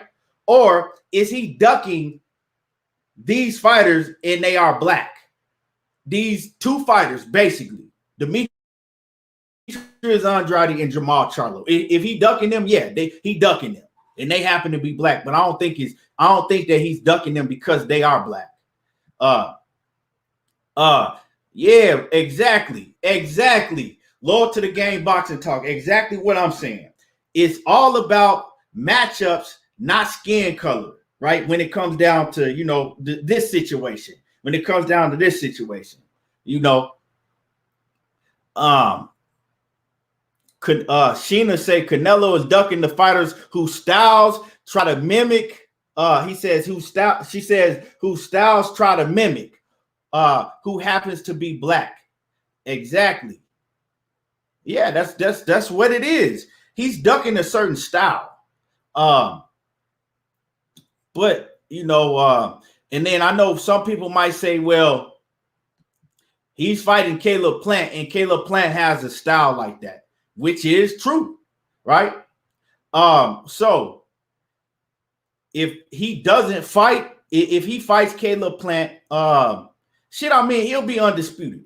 After he's undisputed, right? If he beats Caleb Plant and he beat Billy Joe, he'll be undisputed at 168. Now, if Jamal Charlo or Demetrius Andrade decide to move up and they are right there, the number one contenders for his belt, and he move around them and decide to fight somebody else, then we could go and revisit that. Now we could go and look and revisit and look, why the fuck you ain't fighting them? You didn't move up to 175. You still at 168. They right here in your face, and now you moving around them still. Then we can revisit that and say, okay, is he just ducking black fighters? There ain't nowhere to go. Ain't nowhere else to go. But at this point, I don't think that's the thing. Leon Robinson, what's happening with it? Coach say 3 fighters who are real threats: Boo Boo, Charlo, and Benavidez. Exactly. And all of them fighters ain't black. One of them is Mexican. So we just gotta, before we get to talking and jumping the gun, we gotta really look at the situation for what it is. And like I said, I initially was like, damn, yeah, Terence Crawford on point. My initial feelings about this, and I was like, damn, motherfucking Terence Crawford ain't telling no lie, right? But he should be the one to say it. And then I thought about it more, and I'm like, that shit ain't really, that's not accurate what Terence Crawford is saying. And anybody else that feel that way, it ain't accurate. But yeah, man. So anything else you want to say about this little situation? Because we're gonna move on. We're gonna get into the nitty gritty. But before we do that, you got anything else to say about this Canelo situation? No, I think we touched on it. Okay. Stan Swoosh say Caleb Plant an honorary brother, low key, but that will be Canelo's hardest fight because he don't like that slick style, and I think so too. A lot of, most of y'all money disagree, shit, knockout disagree, most of everybody disagree with me, but I think that Caleb Plant gonna be his toughest fight because of the style. And Caleb Plant, he has a black style. He fight like a brother. You know what I'm saying? Leon Robinson said, bro, but he did say no more Mexicans until Benavidez. Yeah, he did say that. You know what I'm saying? Because he ain't had no problem. He ain't had no problem with fighting motherfucking Julio Cesar Chavez Jr. Right? Well, this little fruity ass. You know what I'm saying? He ain't had no problem fighting that bomb, and he was a Mexican. So it's just certain fighters fight. It's certain fighters and certain styles that Canelo shies away from. You know what I'm saying? To me, it's like he shy away from the real slick fighters that slick and can punch, and he shies away from like guys that's gonna put a whole bunch of pressure on him, and that can punch and that with pressure and a high work rate. We forget, man, it took a lot for him to fight Triple G. Coach he said, do you think Canelo would be talking about undisputed if Benavidez still had the WBC? I think not. Probably not the way that he's showing me that he's been moving, no, but he might, you know what I'm saying? Because Coach, if you really ask me, I think Canelo beat the shit out of Benavidez. That's just my opinion. Benavidez is not ready for Canelo. And I'll be willing to put any amount of money. If they fought, I'll be willing to put any amount of money on that. Benavidez, he gets hit way too much. And Canelo's defense is on a whole nother level. He not finna hit Canelo with all of that sweeping shit. And all them shots that Benavidez throw, they not all hard shots. He throw a whole bunch of shots to get you to open up. Like he throw them little sweeping shots like wah, wah, wah, wah, wah. He not, man, Canelo gonna hurt him trying to do all that shit. If, like I said, if you watch Benavidez's last fight with Ronald Ellis, all the shit that he got hit with, if that was Canelo in the ring landing all that shit on him, Benavidez would still be laid up in the fucking hospital right now. Benavidez cannot beat Canelo right now. Maybe once he gets better down the line, then they can revisit that. But to me, I don't see why in the fucking world Canelo would not want to fight David Benavidez. Benavidez can't beat him. Oh yeah, coach. Oh yeah, we gonna definitely bet. Who you got on that fight? Like just right now, if they were to fight today, money, who you got? Canelo or Benavidez? Canelo too experienced, man. Like he ain't gonna listen. I know what coach looking at. He's looking at the pressure, things of that nature. But the body work of Canelo and the counter puncher, because Benavidez gonna be the type of fighter that give you the counter. He's gonna give it to you because that's his style. Coach, when you flat footed like that and you just stand like that, he ain't got no rhythm on his toes and shit like that. He gonna come forward. He gonna try to press Canelo, right? He go try to work the jab. Like he don't use the jab enough to me. He just put it out there until you get up on your ass. He do got the height and the reach, but he don't use the jab that good. You know, I think Canelo, especially if Canelo get in the inside, I think Benavidez is gonna smother a lot of his work. But I think his activity is gonna give Canelo the edge and have Canelo counter punching his ass all night, right? And then Canelo feints gonna have him thinking. I think once he feel the power of Canelo, assume he can take the power, but once he feel the power, see that redhead motherfucking punch, that's gonna have him a little timid as well. But nonetheless, he gonna come to fight. He gonna give him a good showing of himself. But he can't beat Canelo. He can't beat Canelo. Even if he was the best Benavidez, he can't beat Canelo. Nah, I don't see that shit. Like I said, it ain't no way in hell he can beat Canelo. He just can't.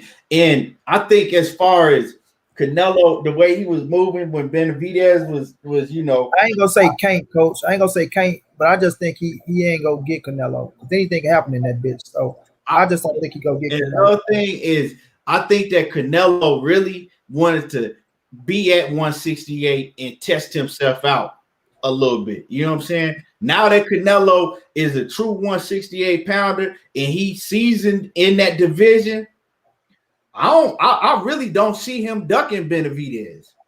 I really don't see him. If Benavidez had a belt right now, or if Benavidez, you know what I'm saying, was his mandatory, he had no, I don't see him ducking Benavidez, because Benavidez can't beat him, dog. He can't beat him.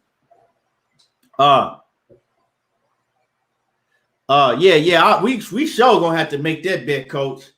I hope they make that fight. But I think that y'all ain't giving Caleb Plant no respect. Y'all better put some respect on Caleb Plant's name, because everybody's just looking over Caleb Plant.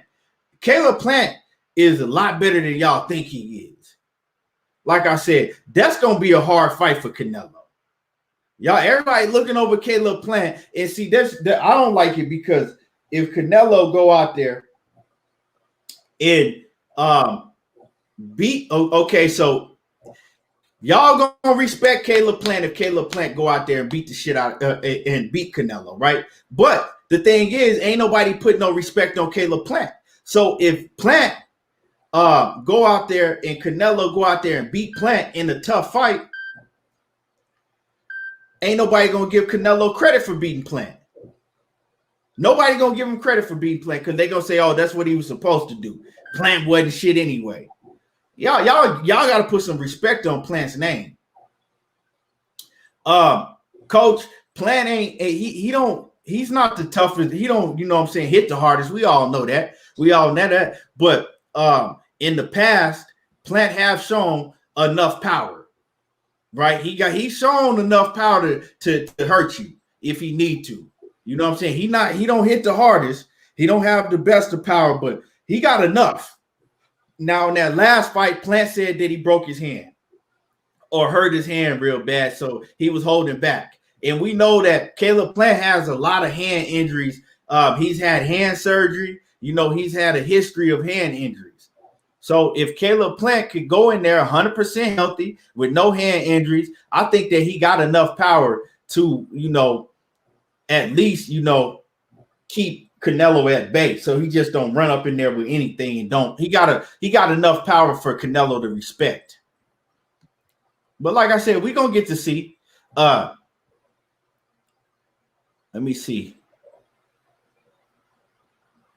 Knockout 86 say Caleb Plant loses to Canelo because his first step up fight is Canelo. He ain't had the experience to get in there with Canelo. Plus, if they fight in September, that's a long layoff for Plant. Yeah, I agree with the layoff, but I'm not gonna say that's his first step up fight because everybody trying to act like that he didn't beat the shit out of Uzgatigi, and Uzgatigi was the motherfucking monster of the division at that point in time.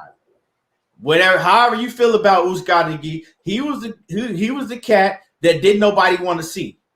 And Caleb Plant went in there after over a year layoff, after having hand surgery, and went and put it on Uzgatigi and dropped him like three or four times in that fight. And Plant got speed, he's slick, and it's not always the punches that you can see that hurt you. It's the punches that you don't see.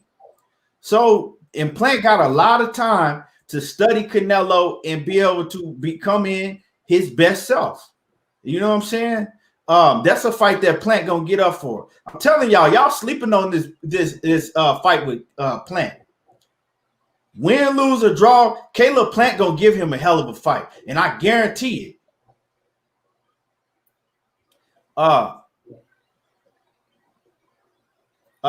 Sheena says you can have all the power in the world, but you have to be able to connect, and that's another fact. That's another fact. You know what I'm saying? Shit. Let me see what else. Yeah, so man, anything else you want to touch on that, Money? For us, Canelo and Caleb Plant, I feel like it's a good fight, man. But I just don't think Caleb, he ain't gonna have. I ain't saying he ain't got pop, but I just feel like he ain't got the power. You know what I'm saying? Once the shit get to me, you know what I'm saying? It's gonna be a good fight though. I don't just like count Caleb Plant out because I do like his legs.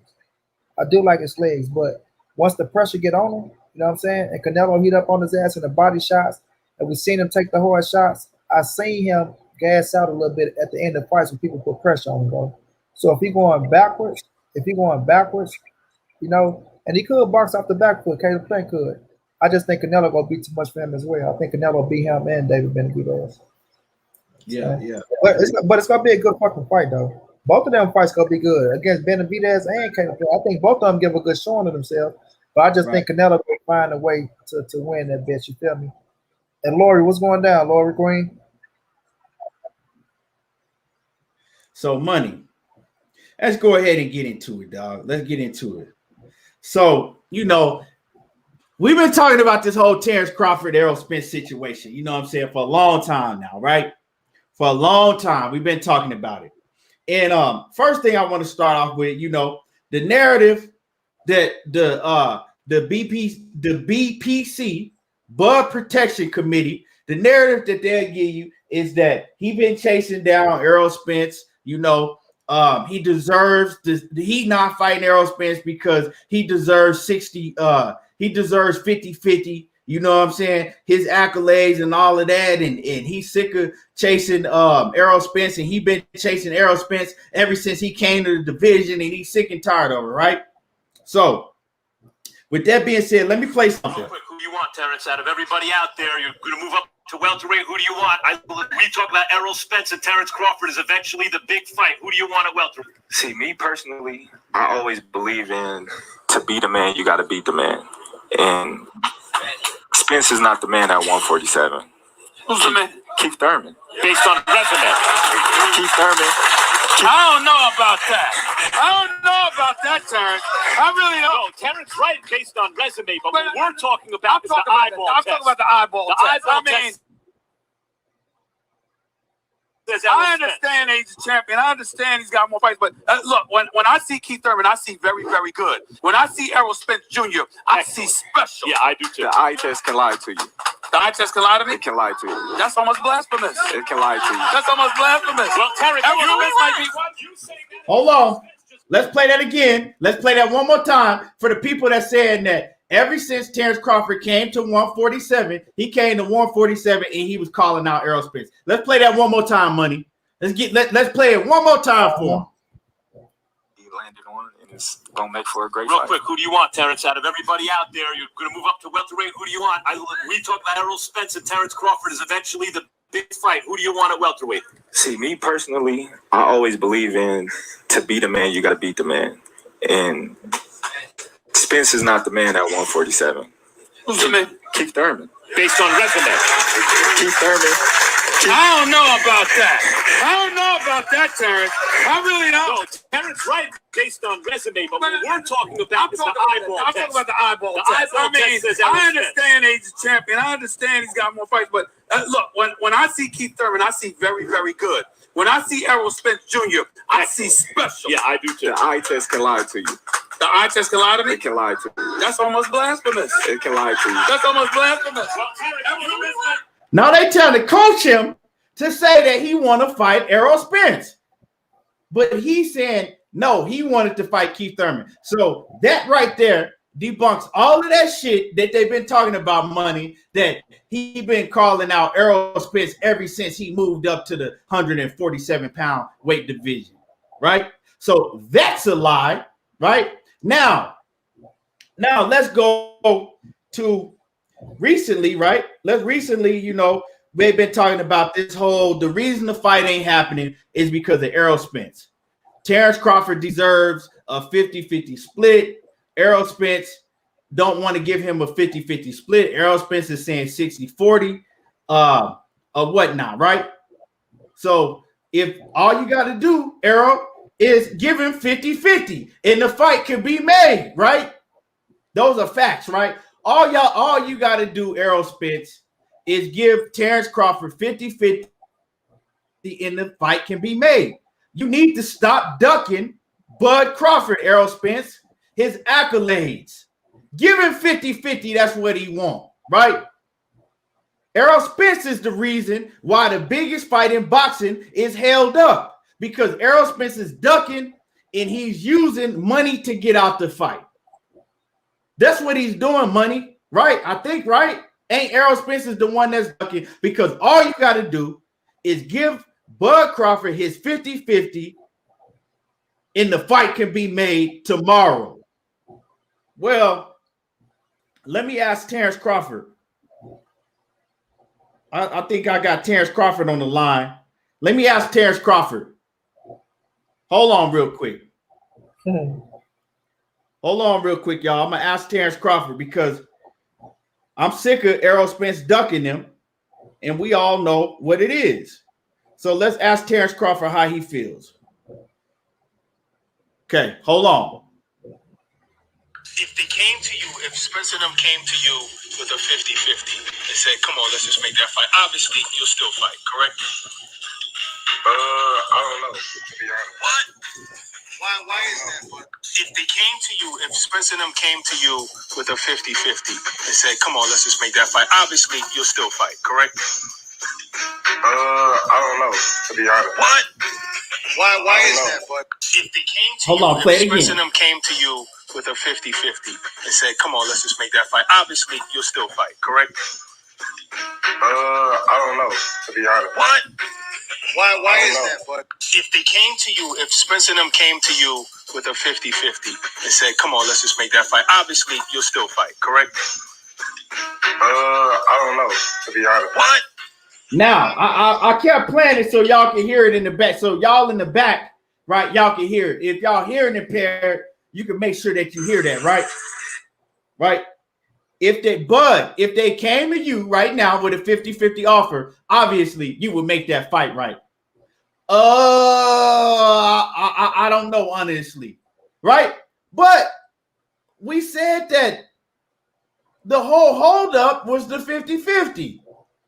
Errol Spence was the problem because he didn't want to give your man's 50-50. What's going on? Now, I just stood up for you. I just told everybody, right? I just stood up for you, Crawford, and I told everybody that it was Spence's fault, and now you just made me look bad. You going in and out, Keith? Huh?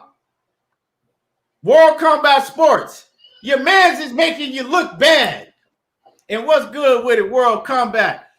Make sure that y'all go subscribe to World Combat. Make sure that y'all go subscribe to my man Scotty, World Combat Sports.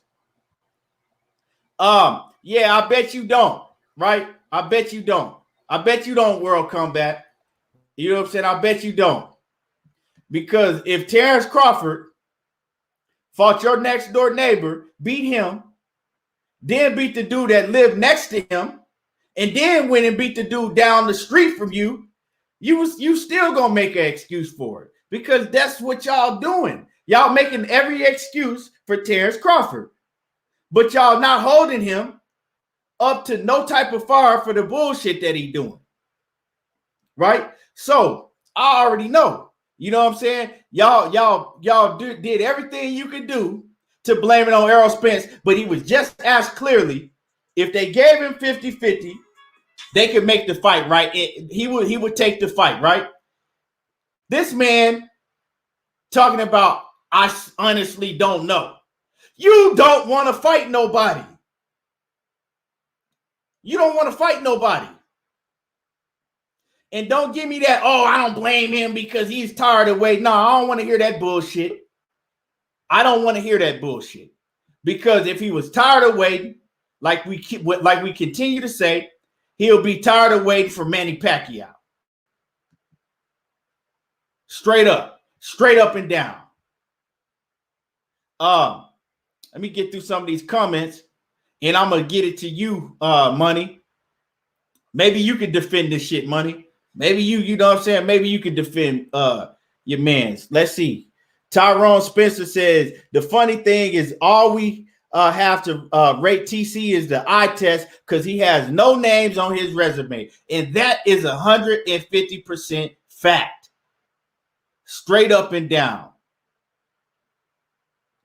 So, right, we just debunked the thing, the narrative that y'all running with, that he's been chasing Errol Spence ever since he hit the division, right? I just played you receipts of him saying that he didn't want to fight Errol Spence, that he wanted to fight Keith Thurman. So that's a lie. The survey says that's a lie. Now, y'all, you know what I'm saying? Now, when he was asked directly about the 50-50, he told y'all he don't even know if he'll take the fight if it was 50-50. So that's a lie. I mean, what else is coming? What's next? What's next? What's the next excuse y'all gonna come with to put it on Errol Spence? What is the next excuse?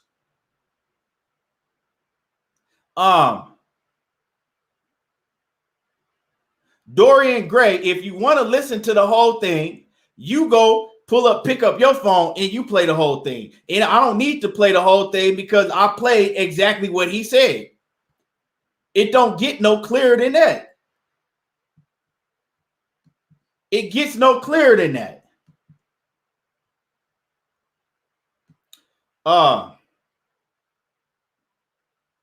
J.A. Dixon says, if those accolades meant so much, Bud would have the leverage to be sending the offer to Spence. Exactly.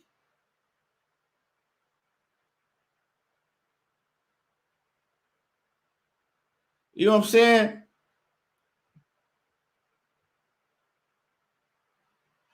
You dig what I'm saying? Now, is that what we doing, World Combat? Now, Crawford asked by Spence, then we'll provide a true response. So this is the next, y'all, because y'all continue to move the goalposts. So this is where y'all moving it to now. Spence has to ask him directly, and then we'll get his man. If y'all don't stop, man, y'all stop. Money, you go ahead and take it over, man. 60-40. 60-40. That's what he told the boy, man. Listen, I've been making these points for too goddamn long and too goddamn strong for us to be coming back to this situation. Because I've been saying when the boy first came up, he was chasing Thurman just like everybody else was chasing Thurman. Thurman was the number one man. Porter wanted him. Earl wanted him. Danny was doing his own thing. Danny wasn't really trying to get Thurman. You know, but it was a time where he did want him. And then Bud came up. What Sean Porter say? I heard you moving up to the division. Yeah, I'm moving up to the division. So who you looking at while you moving up to the division? Same person you looking at. So like it's so much we can bring up, man. There's so many receipts we can bring up. You feel me? And they not gonna want to hear it. because everybody that ride with Bud, they just feel like Errol Spence is the only motherfucking name in the division, which is absurd to me because last time I checked, Keith Thurman he became the #1 cat off fighting Danny, Sean, and other fighters. Earl became the #1 cat off fighting Danny, Sean, and other fighters. Feel me? So you got to fight them other fighters as well, just like them. But the thing is, bro, and I keep saying the same shit over and over. The fight only been realistic for 1 year. Errol Spence got into a crash and was out for a whole fucking year. Well, almost a whole year. When we all knew Danny Garcia was the next fight anyway, right? Then I was looking for him to come back and deal with Bud after that fight. But the car crash happened. And then when that happened, what did Bud say? I'm not trying to see Earl after his car crash.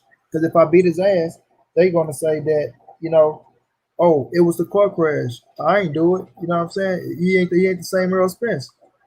So then Earl go beat Danny ass, come back, and people getting pissed off because, oh, he ain't want to let him in the ring when nobody got into the ring, but Earl said he gonna take a break. But then he come back and say 60-40 after Bud, even before that, when Bud fought fucking Kell Brook, he come back and say he want Manny Pacquiao. Errol Spence wanted Manny Pacquiao, so they both wanted Manny Pacquiao, right?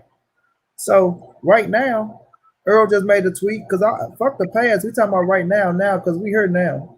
Yeah. So how you feel about him saying right now that he don't even know if he'll take that fight for 50-50? Pure bullshit, man. I thought that was the whole thing that was holding up the fight, supposedly, right? That was supposedly the only reason that he didn't want that he was, calling the fight off or the fight wasn't happening because it was Errol Spence's fault that he wasn't offering 50-50, right? The 50-50. Now, when they asked him directly straight up to his face, what's up? You'll take that fight, wouldn't you? They tried to walk him into saying, yeah. Yeah, but man, listen. He ain't getting no 50-50 at the end of the day. But even with that just saying, would you take the fight to give you 50-50? I don't know. Like, what you mean you don't know? It's her now. You know what I'm saying? It's her now, bro. So ain't none of that you don't want to fight and this and that because who the fuck you gonna fight? If you ain't fighting Sean Porter, if you ain't fighting Errol Spence, who you gonna fight for your biggest payday? You say you ain't fighting Virgil Ortiz. You waiting on the winner of fucking Ramirez and motherfucking Josh Taylor. You gonna sit out all the way till they come up and you gonna try to catch them coming up on their first fight or some shit. So man, Bud and his fucking game plan is just mind-boggling. Him and his promoter is mind-boggling. Bomac need to be held accountable because he the manager. So there's a whole lot of shit that's going on over in the camp, bro. Who is next for Terence Crawford is the question. We know Errol Spence and Uga's about to get it on. No, well, the signs and sim will show us they're about to get it on. So who is next for Terence Crawford? Who is next for this man? And then you want to pass up on your biggest payday, right? Because I think they still trying to get Manny Pacquiao, which I don't think will happen. But who is next for you, my brother? And that's the whole thing with me, bro. So I don't know what to say, bro. I don't know. Like I said, if it ain't Porter next, if you go fight some motherfucking Jose Ramirez, Jose Cito Lopez, some goddamn body, and you try to come to the table and Errol Spence tell your ass 70-30 with 3 scraps after fighting on the 4th pay-per-view, man, listen, I ain't gonna be mad at him, dog. Because I think the Porter fight is big enough to keep that bitch at 60-40, dog. But you ain't even trying to fuck around with Porter. So with him saying that shit, he don't want to fight next and all this shit, like, don't try to use, I've been chasing this man for so long, and he told me I need to keep my name out his name out my mouth and all this shit, man. Let that egotistic ass shit go. Because at first Errol Spence said, I ain't worrying about Porter. I ain't worrying about Crawford. But he just came out and said, after I get this 3rd scrap, we'll see you holding up the division. So come on, don't try to use that shit as an excuse, bro. Bring your ass back to earth, leave the little bullshit alone, and get into the ring. Because I got it a 50-50 fight. It ain't 50-50 business-wise. It ain't 50-50 business-wise. You know what I'm saying? But it's a 50-50 fight inside the ring that I got Errol Spence winning. You feel me? So he gonna have to bring his ass back, bro. Get off that bullshit. Get off the bullshit and fight this motherfucking fight, bro. Give us the fight that we want. Give us the fight that we want. Because we heard now, dog. And that's how I feel. Like, we can get this fight at the end of the year. We can get it at the end of the year. You know, because EJ ain't trying to stick around at 47 too much longer. The nigga trying to get the 3rd scrap, that the same scrap they were chasing Manny Pacquiao for. and get their ass in that ring around the fall time or the winter time, bro. And go ahead and get this shit out the way. May the best man win. Like I said, I got Errol Spence winning. And then let's move on with our damn careers. You feel me? But him talking about he don't want to fight, I don't know what the fuck he on. Egotistic ass shit. That's what it is. Let the ego go, man. Get off the gas a little bit, bud. Bring your ass back down to earth. You saying you're a Hall of Famer and you need that one fight and all that shit, right? You need that one fight to solidify your Hall of Fame legacy. And there it goes. It's coming up now. Sean Porter and Errol Spence back to back. Who the fuck can say something? If you fight Sean Porter, you shut the haters and the naysayers the fuck up, bro. I got you beat Sean Porter. You shut the haters and the naysayers the fuck up, bro. You feel me? Tyrell, you get your corny ass out of here unless you want to jump on the panel. Corny motherfucker, you. But at the end of the day, right, your motherfucking cousin has the opportunity to come and fight for undisputed at 147 now, right?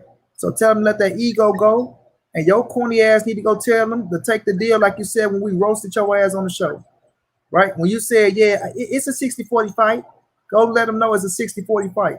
Now that he put you niggas on mute, right, you got y'all ass silence like they did Malcolm X. You don't want to say shit. I ain't got to watch shit if you don't want to watch your mouth. I ain't got to watch shit. If you want to be disrespectful, I can get disrespectful too. Fuck is you talking about? Watch my mouth. Bring your corny ass on the show and tell me to watch my mouth. Now you can take your ass and tell your cousin to accept that 60-40, right, that you said he should take because it's fair, right, and get his ass in that ring. Get his ass in that ring and quit the bullshit. Get off the ego shit. You ain't the A side. You ain't the A side, right? Because if you was the A side, you'll be able to send a contract. I ain't never seen the A side send a contract and talking about give me 50-50. I ain't never seen that type of shit. You feel me? So at the end of the day, bro, they can go in that motherfucker, man, and he looking like he gonna look really corny if he don't take that fight, bro. And Errol Spence right there with 3 scraps saying, let's fight. He said, nah, I don't want to fight. You said keep your name out my mouth, looking ass nigga. Then you gonna have his cousin, like Tyrell running up on his ass. Yeah, bud, he ain't gonna never be undisputed. Look at them, they looking stupid now. Ain't no undisputed. Your corny ass on. Then burn the gourd, dog. Thank you, bud. I told you, man. Thank you, bud. Looking ass. Then baby Crawford, bring his little baby Crawford ass around, cracking jokes. So at the end of the day, man, Errol Spence running the show at 147. He running the show at 147, right? When the offer gets sent, the cuz need to sign on the dollar line and get his ass in the ring and let it be whatever the fuck it's gonna be. D Gray, you know what I'm saying, man? D Gray talking about, oh, how long you basically, he said, how long you gonna, chase one man before you get tired and go to the next? That ain't what he said, but that's what he said. I can't really repeat what he said on here, but that's what he said, right? So I want you to explain the Pacquiao situation then. The man that he's still chasing that don't have no belt, that he been chasing since 2014? Explain that. Exactly. Explain that situation. Explain that situation. When I just played the footage, right? Because you can't say that he been chasing Errol Spence since Errol Spence came to the division, because that's a motherfucking lie out of his own mouth. So explain that. And then you, World Combat talking about he says he never heard 50-50 from Spence, so why entertain a third party? Makes zero sense to agree to a voice who is a non-factor. So you mean to tell me that when these guys do interviews, they don't tell you who they want to fight and who they don't want to fight? You mean when they do? So this is just all of a sudden new, right? It's all of a sudden new. Now that he's doing the interview and they asked him in the interview, it makes no sense for him to tell the way he feels. Oh, that make a lot of sense, World Combat. Come on, bro. Y'all need to stop with this bullshit. Because y'all excuses are getting more and more every day. The excuses y'all coming up with, they get more and more just way out of bounds. Like that shit, this shit is just off. Like y'all running out of shit to say. It's crazy. Y'all running out of excuses. So now y'all just saying anything.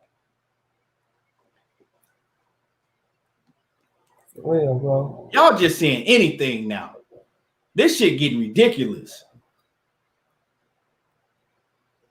Y'all crazy. But he doing the same thing. He doing the same thing Keith Thurman was doing, but he offering his motherfucking fight. Come on, man, cut it out. I mean, they get to making up shit. Cut it out. They get to making up it. Now they got excuses, dog, that don't make no sense. Talking about Pacquiao's an icon. That's the reason he been chasing Pacquiao for 7 years. Bro, let me say this, Key. Don't cut it, bro. Let me say this, Key. My man saying, I'm gonna let you get Scotty adjust you. I'm gonna adjust Tyrone Tyrell. Bud has done more than Earl in the sport of boxing. Well, guess what? In a little short period of time, Errol Spence came and overthrown your goddamn cousin. He overthrew him. He achieved a bigger name. You feel me? He the hottest thing in the 147-pound division and one of the hottest fighters in the goddamn sport, bro. So y'all keep talking about Bud achieved more than Errol Spence. Okay, y'all keep going off achievements. Nobody is questioning the man accolades. The man is a Hall of Famer. That's not what we're talking about. But y'all keep talking about accolades like that shit translates to dollars or some goddamn something. You feel me? He got a chance to fight for undisputed at 147, right? That's more history in the making. That's really solidified the Hall of Fame and picking up your biggest fucking payday. And Mike can pick up another big payday with Errol Spence if it's a fucking rematch.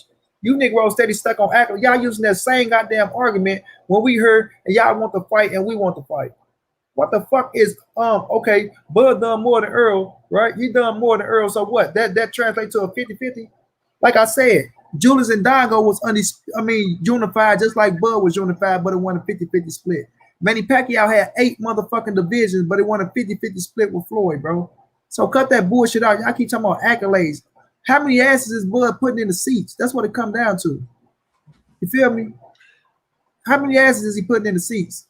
How many niggas pressing that red button for him when he fight on pay-per-view? Cut the fucking accolade shit out, man. That shit is played out. That shit is played out, and y'all hold no substance with that shit. You can say 60-40 Bud all you want to. You know that shit ain't happening. He trolling. Tyrone trolling right now, man. Yeah, he know that ain't gonna happen. Like I said, man, when it come to Taiwan and Travion and you know when it comes to the whole Crawford family, I don't take that shit serious. You know what I'm saying? When it comes to anybody from Nebraska, I don't really take that shit serious because, I ain't gonna say anybody because we got a few, you know what I'm saying, that keep it real, even that's from Nebraska. But for the most part, I don't take them serious because especially his family, even though they know they wrong, they gonna ride with him anyway. Now, World Combat, you my mans. I fuck with, what I'm saying? World Combat, that's my brother. But they need to pick you up on the team. Taiwan. And this is the thing. Taiwan, I'm going to change it right. Why the fuck Bud ain't did no interviews with World Combat? Why? Because World Combat out here riding Bud hard. He be dead. He be 150% dead wrong, but he's still gonna ride with Bud and been riding with Bud from the jump. So why the fuck ain't Bud, embracing that and going to fuck with World Combat and doing interviews with World Combat? Why? You know what I'm saying? Fuck with your people. Bud ain't be doing interviews with him. He can get an interview with. No, but I'm saying. You know what I'm saying? I understand if he don't get on here and fuck with us or but he needs to fuck with World Combat because World Combat been riding with him. He sure with us. We've been riding for his ass too, just not against Errol Spence. But we get buying pay-per-views. The difference is we ain't gonna get on here lying for his ass. You know what I'm saying? World Combat is gonna ride for Bud Crawford, whether he is wrong or right. You said, who is World Combat? I don't know who that is. What you mean? World Combat, go subscribe to World Combat Sports, Taiwan, on YouTube. World Combat been riding with Terence Crawford heavy, and he a media member. He do media, he do shit. He be out there putting in work in the field. Yeah, World Combat out there putting in work. You know, even though when he get to talking about Bud Crawford, you know, shit, it's some bullshit, but he ride for Bud. So it's crazy that Bud need to, you know what I'm saying? Why you ain't fucking with World Combat? Y'all need to shit, man. Y'all need to holler at World Combat because shit, he gonna ride with y'all till the wheels fall off. Sheena say Bud don't really like to speak because he can't lie straight up. Eesh. That's crazy. Go check him out. That boy Bud say, Shayna, that boy Bud said, shit, people always talking about, you know. Let me get this super chat real quick. Go ahead, bro. Mr. Sheldon, he say he didn't change his name again, money. The troll slayer, Mr. Sheldon. He say accolades. He laughing. He got to, though, man. Accolades. He got to, because they be on his ass. Why Bud Crawford and his accolades? Well, why Bud Crawford and his accolades? Nah, here go Bud though. People tell me I ain't fought nobody. I was the underdog, and mainly all my fights at 147. Boy, who was you the underdog against at 147? KP. Cut that bullshit out. Right. KP say KP say he promote Bud better than Bob do. He do. World Combat promote Bud better than Bob do. Better than Tyrell, better than little baby Crawford. You feel me? Hey man, me and World Combat then went at it personally on the phone for hours with this Bud Crawford and Errol Spence situation before. And one thing World Combat gonna do, he gonna stand on his square. It don't matter if he know he wrong, he's still riding with Bud. Straight up. So Bud need to tap in with the people like World Combat Sports. You know what I'm saying? Shit. But y'all need to go check him out. Like I said, it's World Combat Sports. There he is right there on the screen. Now you know who he is. And tell Bud to go find out about him. And I know Bud didn't seen him. I mean, they probably didn't met each other. Because like I said, World Combat, he be covering most of the fights. Bud don't lie at all. Motherfucker, who was the underdog he fought against then?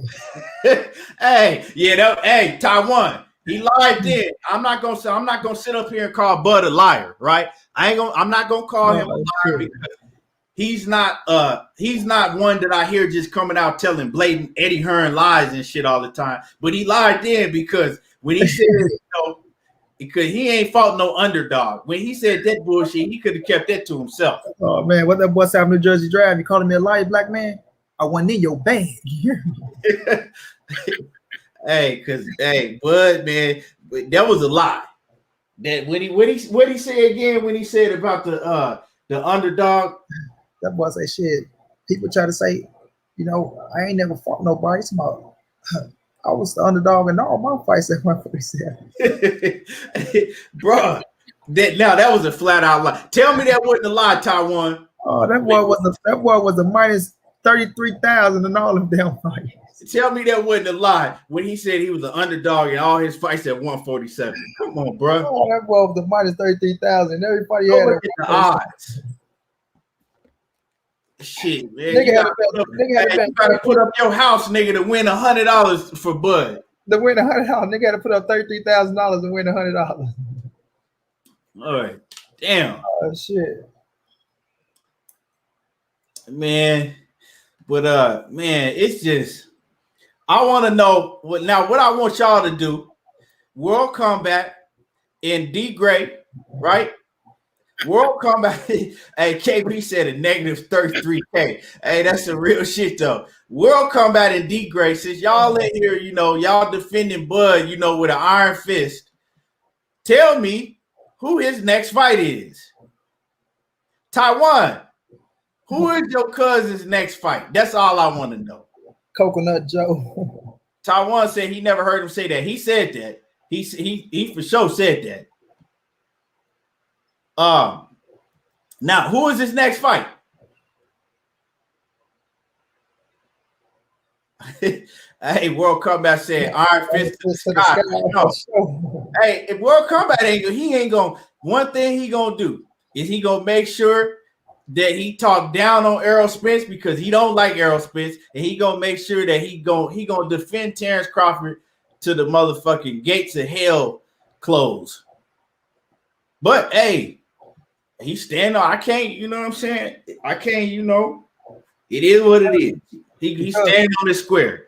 Look, you do that because you know Bud do got a shot in that fight, bro. That's a fact. I would never say Terence Bud Crawford don't got a shot against Errol Spence. Just like these guys talking about Errol Spence, he don't stand a chance against Bud.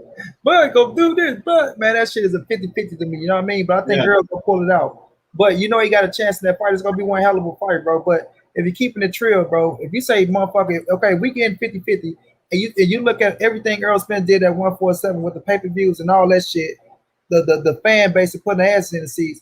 And you say that man don't deserve an extra 10%, right? An extra 10%. So 50-50, just a 10%. You're not willing to give up that 10% to that man for his hard work and get in that goddamn ring and arguably, I mean, probably beat his ass. You know what I'm saying? And then become the A side, or even if you take his ass to 154, guess what, nigga? You undisputed in 2 different weight classes, nigga. Right? You the big dog at this motherfucker. Your name blow up even bigger.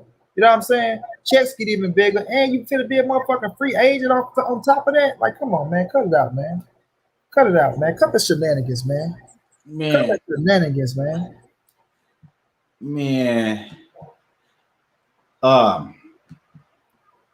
that's all I want to know. Who he gonna fight, right?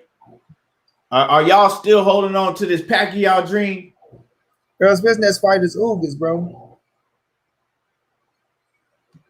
Yeah, Errol Spence next fight is Ugas. We answered that, right? We answered that real fast. Now, tell me now, okay, World Combat, tell me who your man's gonna fight. Who is Terence Crawford gonna fight? Tell me.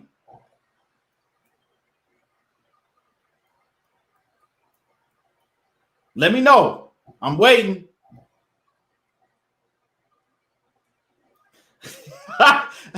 Hey, KP is a fool. He said Bob versus Bud, 99-95.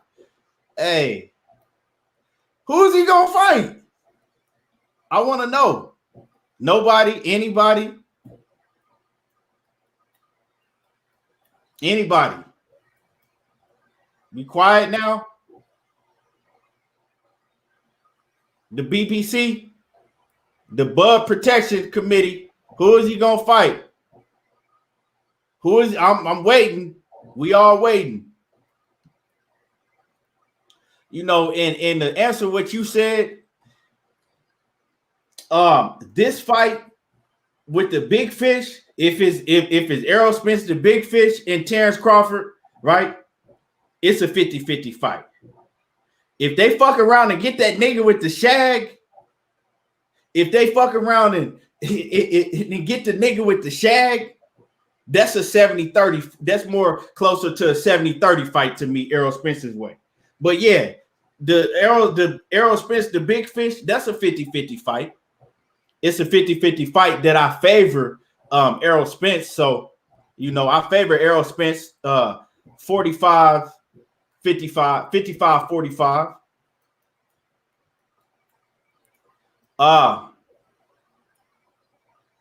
World Combat says Ugas is a soft touch email champion ×2, 0 credit for scooping up the WBA. Okay, you see this? He still ain't came on and said nothing about, hey, you took all of that time, World Combat, right? You took all of that time to go around what I asked you. You still talking about Errol Spence. See, you able to tell us who he's fighting, but you still not able to tell us who Terence Crawford is fighting. Nobody has been able to come in here and tell us who Terence Crawford is fighting. Hey, Mr. Shell said a rematch with Derry John. Hey, he says, I don't know. But you know who Errol Spence is fighting, right? You know that Errol Spence is fighting somebody that has a title. A top 10 welterweight that's a world champion. But right, but see, all you can say is you don't know about Terence Crawford, right? Top 10 welterweight and a world champion. Combat. That mean that boy fought top 10 welterweights back to back to back to back. Damn. But Ugas is a soft touch, but he's better than anybody that Bud didn't fought. And that, my friend, is a fact. Ugas is a soft touch, but he's better than anybody that Bud then fought. Loyal to the game, boxing talk in that super chat. My man Kwame, he says, fighting someone who needs a green card like Ndongo. Hey, we laughing, but shit, it might be. He might come up with one of these, with a Liam or somebody from the, he might fuck around and move up to 154 and fight Liam Smith. I wouldn't be surprised. Hey, it ain't Ugas fault Pacquiao fucked up and got scripted and got they elevated him. Ugas is going in the books as a world champion. World comeback. That boy made history. He is a world champion, right? Bud only fought one world champion. After that, he ain't fight no more champions at 147. But hey, my thing, world comeback, you keep on talking about Errol Spence. We know what he finna do. But why has Bud Crawford, right, your number one pound for pound fighter in the whole entire planet, right? Why has he fought? He ain't fought longer than Errol Spence, right? He fought before Errol Spence. Errol Spence fought after him, and we already know who Errol Spence fighting. Why we don't know who Terence Crawford fighting yet? Why?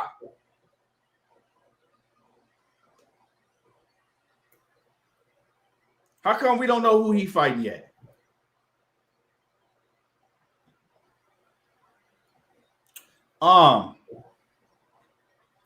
Who is he fighting?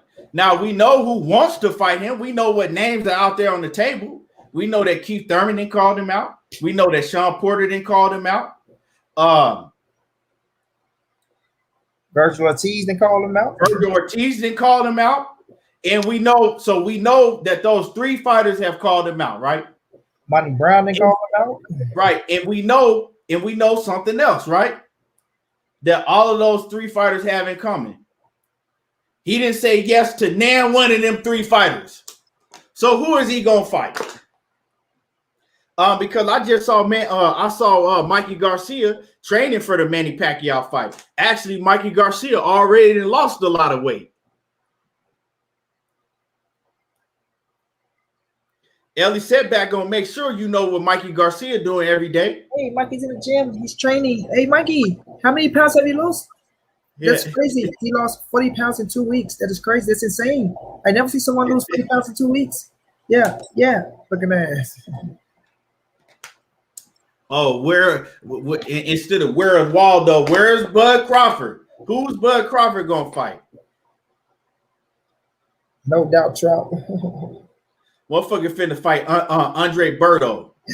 Main bank. I guarantee you, I guarantee you, if Andre Berto called him out today, tomorrow, Bob and motherfucking Terence Crawford will be in the office signing them contracts to fight Andre Berto.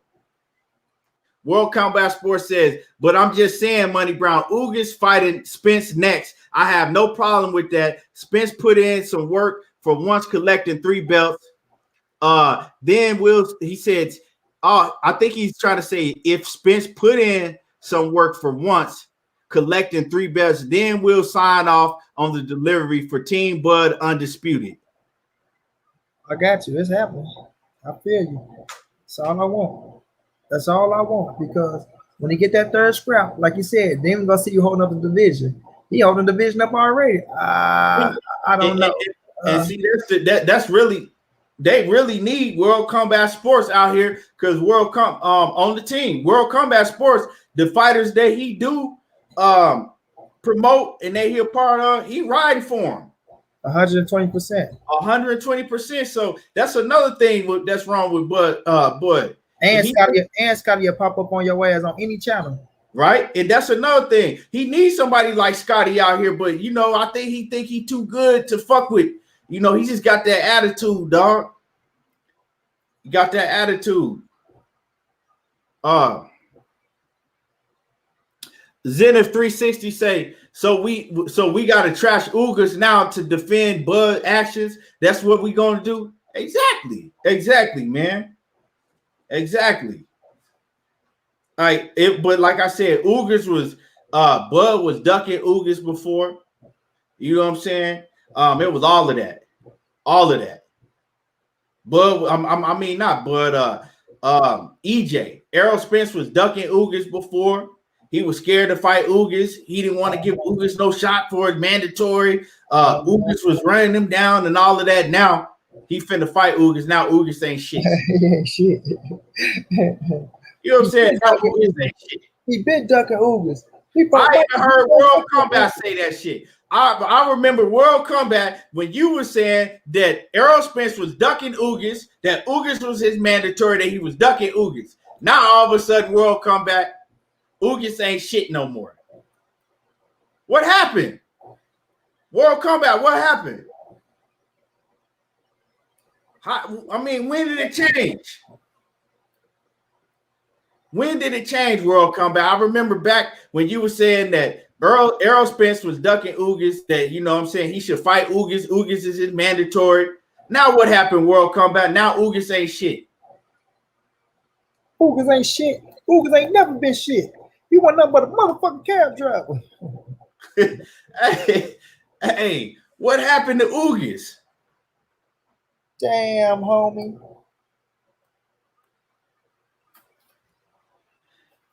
That's crazy. I mean, what happened to Ugas, man? I thought Errol Spence was ducking him. Oh, man. I don't know, man. Y'all starting to disappoint me. I guarantee you, but I check this out, money. I'd be willing to put my motherfucking house on the line, right? That if the news came out tomorrow or next week that Ugas switched up on EJ and Ugas and Bud was fighting, I guarantee you Ugas will be it, man. I guarantee you their whole energy will change. I guarantee you that. If they came out and said Ugas and Bud was fighting, man, come on, bro. That's right. Now it's really going to be 50-50. He beat Ugas. Ugas beat Porter. Everybody know Ugas beat Porter. Errol didn't want to fight him. He ducked him. Ugas did right by not fighting Errol Spence. He ain't want that fight with Ugas, man. He fighting the right person. Bud to fight anybody. Hey, World Combat says sit. Now I'm fucking with you. I'm just fucking with you. World Combat ain't say that, but I can hear you saying some shit like that. I can hear you saying some shit like that, World Combat. Wait, he be over there cooking on Errol Spence.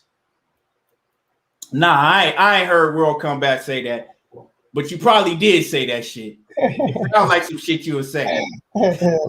I was just getting you riled up, but that shit do sound like some shit you would say. But it was a whole lot of cats out here saying it though. A whole lot of fans were saying it. Hey, Scotty, let me say this about your boy Jocko Fitness, bro. This man came at me, Scotty. You feel me? He got pissed off because Errol Spence put the real news out there that he won his real cousin, right?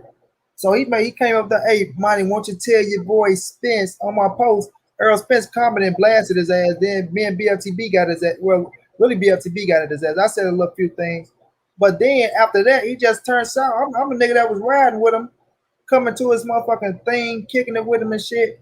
He come on my shit, oh, Monty, you ain't solid. You know I be talking. Stop it. You ain't solid. So I put a post out, told his ass come see me, right? So I go look at his little video. Shout out to the great debater, to the great debater. You ain't got enough money for me to come on your channel, man. This Jax, this Jax over here, you ain't got enough channel. We working, man. We working, man. You know what I mean? We working, man. Jax, man. Yeah, bring your Jax ass to my channel and dude come at me then talking about, they throwing shots at me. I ain't throwing no shots. I edit your ass directly. I don't throw shots on you. Hell, dog. Hey, you stupid, man. Why you sound just like old boy? Hey, World Combat, man. World Combat know you laughing right now. I know that nigga. Hey, why you sound just like old boy? Spence ain't no monster, man. He ain't no monster.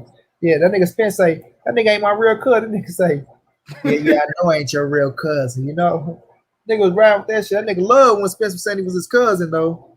Yeah, EJ Graham, she the truth, ask about him down here in New York, man. Yeah, ask about him, man. Yeah, we EJ cousin, man. We family, man. Yeah, Team Spence, so it don't make sense, man. Man, Yeah, throw them J's up, man. You see EJ, man. You see him throwing them J's up. Now I ain't talking about Terence Bud Crawford throwing up. You see Terence throwing up them J's. Why when niggas always switch on Spence, they got to run to Terence Bud Crawford? That's what I don't get. Yeah. Hey, Money, you a fool, man. Hey, if y'all know who he talking about, y'all in tears right now because he sounds just like dude. For real, man. Crazy, though. Yeah, that is crazy because everybody when they fuck around and switch up on EJ, the first thing they try to do is go run over there to Terence Crawford. Run to Terence Crawford, bro. For real. Right, Nitty G. That's all I'm saying. If Ugas was fighting Bud, he say, I guarantee he wouldn't be no soft touch. Lord to the game boxer talk. Kwame said he did the same thing to him. For real, Kwame, niggas throw shots at you, then when you get back at their ass, you know these boys, man, they throwing shots. Man, I was throwing shots your ass and want to come on my shit. You found my page and put stop it. Money, you ain't solid, stop it. How the fuck I ain't solid, bro?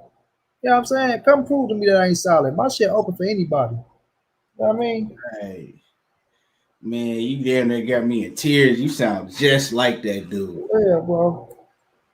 He's just funny to me. I just be laughing every time. I don't know. He's funny.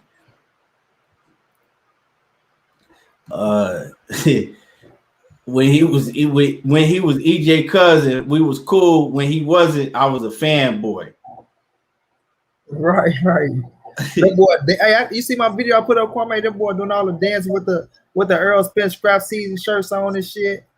They got they were Jay Ism, you know, holding him, smiling hard as hell. Like, come on, bro, keep it real. I heard Earl Mama went off on his ass bad though. Oh yeah, Earl. I seen that, man. Earl Mama went on his nigga, got on his helmet, called him all type of bitch ass niggas and shit. Earl Mama, she go, man. She go hard. World Combat Sports says, nah, bro, same energy. Ugas, an email champion. I would like Bud to challenge for that WBA. He said, I would have liked Bud to challenge for that WBA. I mean, Ugas he's solid though. Why is everybody trying to act like all of a sudden because Errol Spence is finna fight him that he ain't shit? Because like I said, I don't care what y'all saying. I guarantee you, y'all wouldn't be saying the same shit if Terence Crawford was fighting him. Because if Terence Crawford was fighting him, y'all whole shit would change up. It'd be, well, Ugas really beat Sean Porter. I had him beating Sean Porter. And y'all saying that, you know, Sean Porter, he should fight Sean Porter and Sean Porter this. Well, you know, man, you know what it'd be. Hey, Lord to the game boxing talk, he said that's for money's impersonation. Man, I'm telling you, man, that shit, man. Money sounds just like dude. He said, I need another impersonation. Hey, money impersonation be on point. It has be having me in tears, man. hey, then you got to do Fred, dog. Hey, you got to do my man Fred. I can't even get it out right now, bro. Hey, dog, you got to hear the Fred. I got to the move, bro. I just had to get that nigga, dog. Yeah. Oh man, the dude be doing some hell of an impersonation, man. Fred be cracking me up though when somebody be on the phone and they be talking about some shit he don't want to hear. Fred.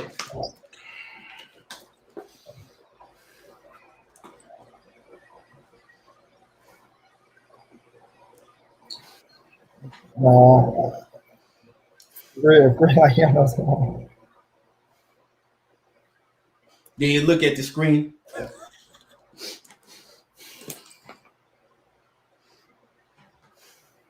Fred be tripping. I'll be like, man, Fred, his facial expression be having me dying. He says, if you were number one and the champion leaves for another reason, you earned the spot. Ugas didn't request like Ugas didn't request it like Canelo, Loma, and Tio. Yeah, I mean, shit. It ain't his fault. Pacquiao didn't want no smoke. You know what I'm saying? Y'all keep running after Pacquiao. He ain't want no smoke. He didn't want no smoke with EJ or Bud.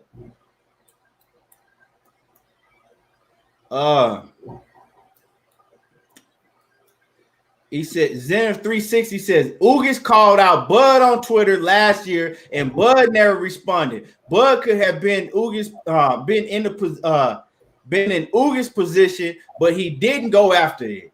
Hey, and that's some real shit because Ugas did call him out last year, and Bud, when he did speak about it, he was just like, nah. You know what I'm saying? He was like, nah. He wasn't interested in it. He said Ugas is a hell of a fighter.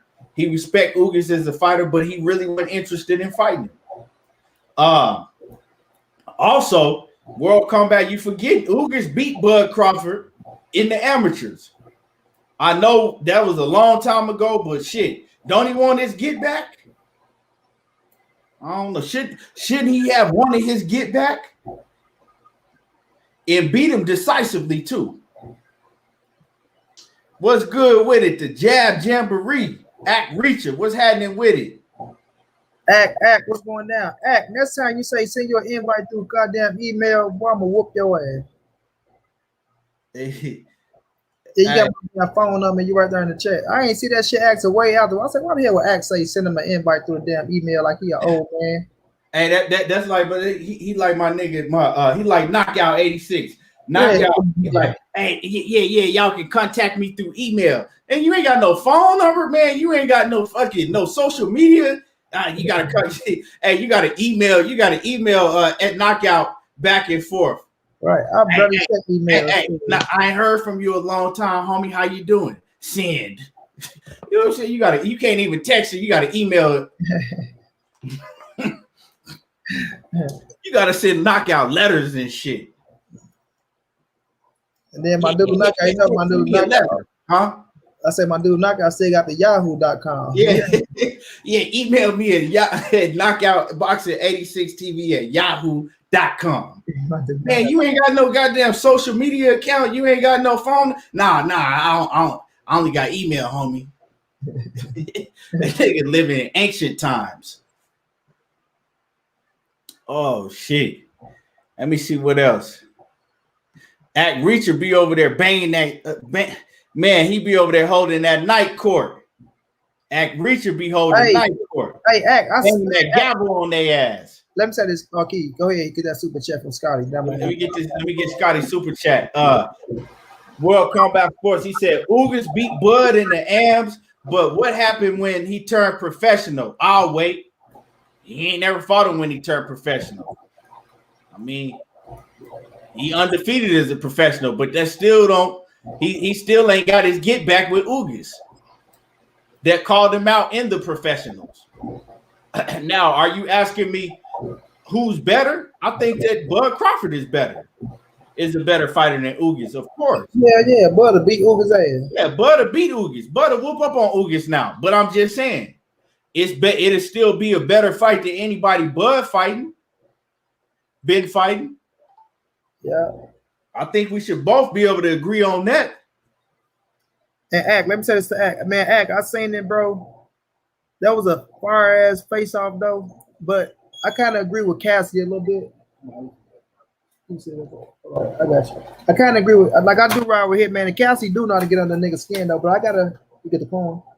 I kind of agree with Cassie a little bit though. Like Hitman was a little jittery, you know what I'm saying? And then he talking about he's going to get his bag. Like, what the fuck is your bag doing? All like Cassie said some real shit. Like, Hitman, my dog, he'll beat Cassidy ass in the battle. But Cassie said some real shit though. But he was getting to Hitman ass. But it was a hell of a face off though. Hell of a face off. Hey, Laurie said y'all better leave Knockout alone. Yeah. Knockout our brother, he good. He can take Knockout out. Yeah. Oh, Mega Smart got Yahoo and Hotmail. Oh, Mega, you an old nigga too. Shit, that's why. nigga, I ain't heard of Yahoo.com and since motherfucking MySpace. Hey, nah, but for real, I mean, I got Hotmail, you know what I'm saying? But I ain't telling nobody, hey, if you want to get in touch with me, you know what I'm saying, just go ahead and email me on Hotmail. Hey.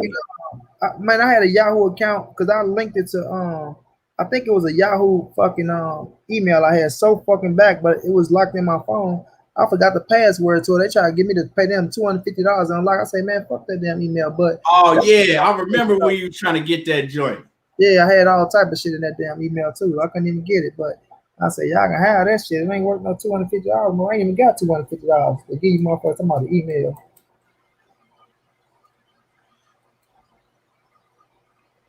I mean, let me see. Omega said he'll check his emails. One of them I do because that's where I get all my information. Like, you know. Every time I check email, somebody just send me something I'm talking to you, they be like, hey, check this out, send through email where we're trying to get something. Or if I know my doctor, if I'm talking to my doctor and she says she gonna email some shit over, then I check. But other than that, I don't check no damn email. Yeah, I get important stuff sent, but like I said, I ain't telling nobody, hey, yeah, if you want to contact me, you know what I'm saying, go ahead and hit my Hotmail. That's the, you know what I'm saying, that's some old head shit. That's some, you know, shit, 75 and up. Yeah, man. But anything else? Anybody want to touch on? Anything else you want to touch on before we get up out of here? No, I think we hit a lot of shit. Today was a great show, man. All right. Yeah. We hit on a lot of shit. Yes, sir. And shit, knockout. Drop your link in the chat. Knockout. Drop your link in the chat. Lori, so everybody can go. And Lori, Lori, drop your link in the chat. Before we get up out of here, everybody go subscribe to these channels. And Lori is gonna drop her Facebook group link in the chat, and make sure that if y'all not subscribed to her group on Facebook, that y'all go make sure y'all go hit the link and subscribe. Taiwan Tyrell talking about watch your mouth, as disrespectful as they get. You the last Negro should be talking about watch your mouth. See, I'll be seeing some of the shit. Y'all be going back and forth, but I don't be seeing half of that shit, man. And I'm blocked on Facebook for 6 damn days over some petty shit. Yeah, you can't say nothing on Facebook now. Man, that's why I don't say shit. That's why I tell people I'm not finna argue with you on no Facebook.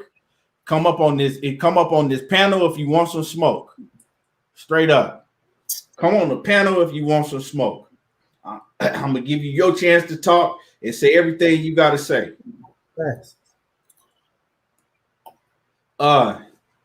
Yeah, so there go the link. Lori just put the link up. Y'all make sure that y'all subscribe to the group on Facebook. Loyalty Promotion in Boxing. Show some love, man. You know, I just stopped saying it because I kept saying it wrong and shit. So Loyalty Promotion in Boxing, huh? I think Knockout probably stepped out. Knockout gone. Hey, wait a minute. What Scotty say? Hitman brought the power one to the conversation. Why? And you have 2 fists. Exactly. Google me. I'm known for knocking kids out. Google me. That boy like him. Cassie say, nigga, you got robbed for your chain. Oh, I gotta see that. You got that. Oh man, that shit was fire. The face off, hell yeah. Like, you know, Cassie was kind of like Cassie was saying some shit though, but it's a face off. People go talk, man. I think Hitman, I fuck with Hitman. That's my dog. You know what I mean? Oh, they ain't battled yet. Nah, they had the little face off. I met Hitman her plenty of times and shit. You know what I'm saying? But dude, some of that shit was unnecessary to me. But it is what it is. That's how I get. No, but Cass was talking some shit, like, you know. But Hitman stood his ground though. Cassandra Mason, she say, I just want to say I rock with you guys heavy. I watch y'all every day like I would watch Love and Hip Hop. And you know, we don't watch reality TV. We don't, you know what I'm saying? I don't watch reality TV. I watch boxing. Hey, but salute to the Queen Cassandra. Sheena, she said, another great show, ETB and Money Peace to you in the chat. Thank you, Sheena. Yeah, Jamboree. Banging that gal. Man. Who else I miss? Omega Red. Everybody in the chat. We appreciate everybody for coming through. Money, when you want to do the fight review? Shit, we probably can get one in tomorrow, man. Tomorrow. If you're free. Yeah, you know, if you're free. Tonight, I ain't, you know what I'm saying? I got the baby. I'm gonna have the baby. I'm gonna have the baby. I'm supposed to fuck around with acting on it. It's either to I could do it last night or tonight. Tonight, you know, tonight if we go, we might have to do it at 9 o'clock. But I gotta get to this goddamn homework because I've been stalling. Yeah. But we probably can get it in tonight at 9 though. Do a fight. You know, I'll pull all nighter. Yeah, we'll figure it out.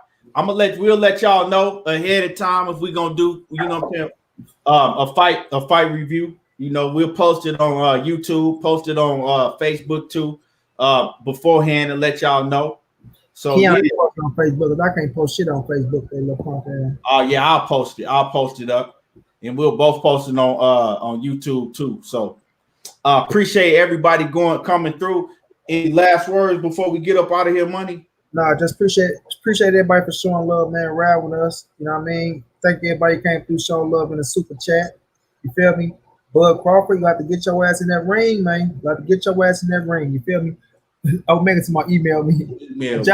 Y'all know to follow me on Money Brown TV. If you ain't following me on Instagram, go follow me on Instagram at Money_the writer. We stream every fight, every Saturday, every Friday, no matter what fight it is, from the smallest to the biggest, the pay-per-views.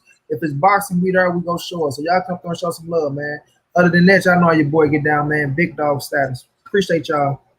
Real talk. Main basics, hashtag LDBC, and salute to you. And like I said, once again, we appreciate everybody for coming through. Hit that like button before you know what I'm saying, get up out of here, and we'll be back tomorrow. And y'all already know how I do. There you go, talking that boxing again. Can't see me in no department. Speed, power, chance, heart, none. All right.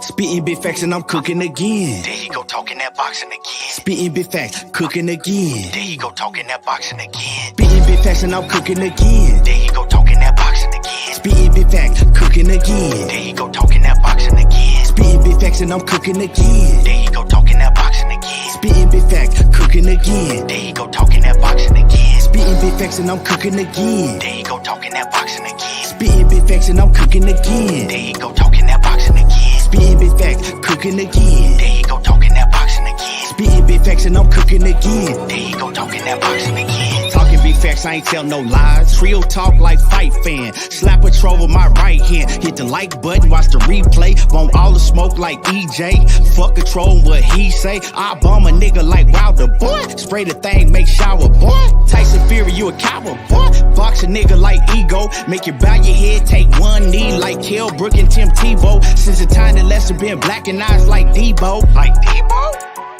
And I'm a breadwinner like Kevin Gates. Smoke strong, make you levitate. On my Errol Spence, might meditate. Gon' watch me, you gon' steady hate. But I pimp the game like 7-8. 7-8. And I'm a big stepper like Money Brown. I don't mess around, I don't fuck around. But I fuck around, not wear my crown. Fuck around, not wear my crown. Spitting big facts and I'm cooking again. There you go, talking that boxing again. Spitting big facts, cooking again. There you go, talking that boxing again. Spitting big facts and I'm cooking again. There you go, talking that boxing again. Spitting big facts, cooking again. There you go, talking that boxing again. Spitting big facts and I'm cooking again. There you go, talking that boxing again. Spitting big facts and I'm cooking again. There you go, talking that boxing again. Spitting big facts, cooking again. There you go, talking that boxing again. Spitting big facts and I'm cooking again. There you go, talking that boxing again. Real talk like fight fan.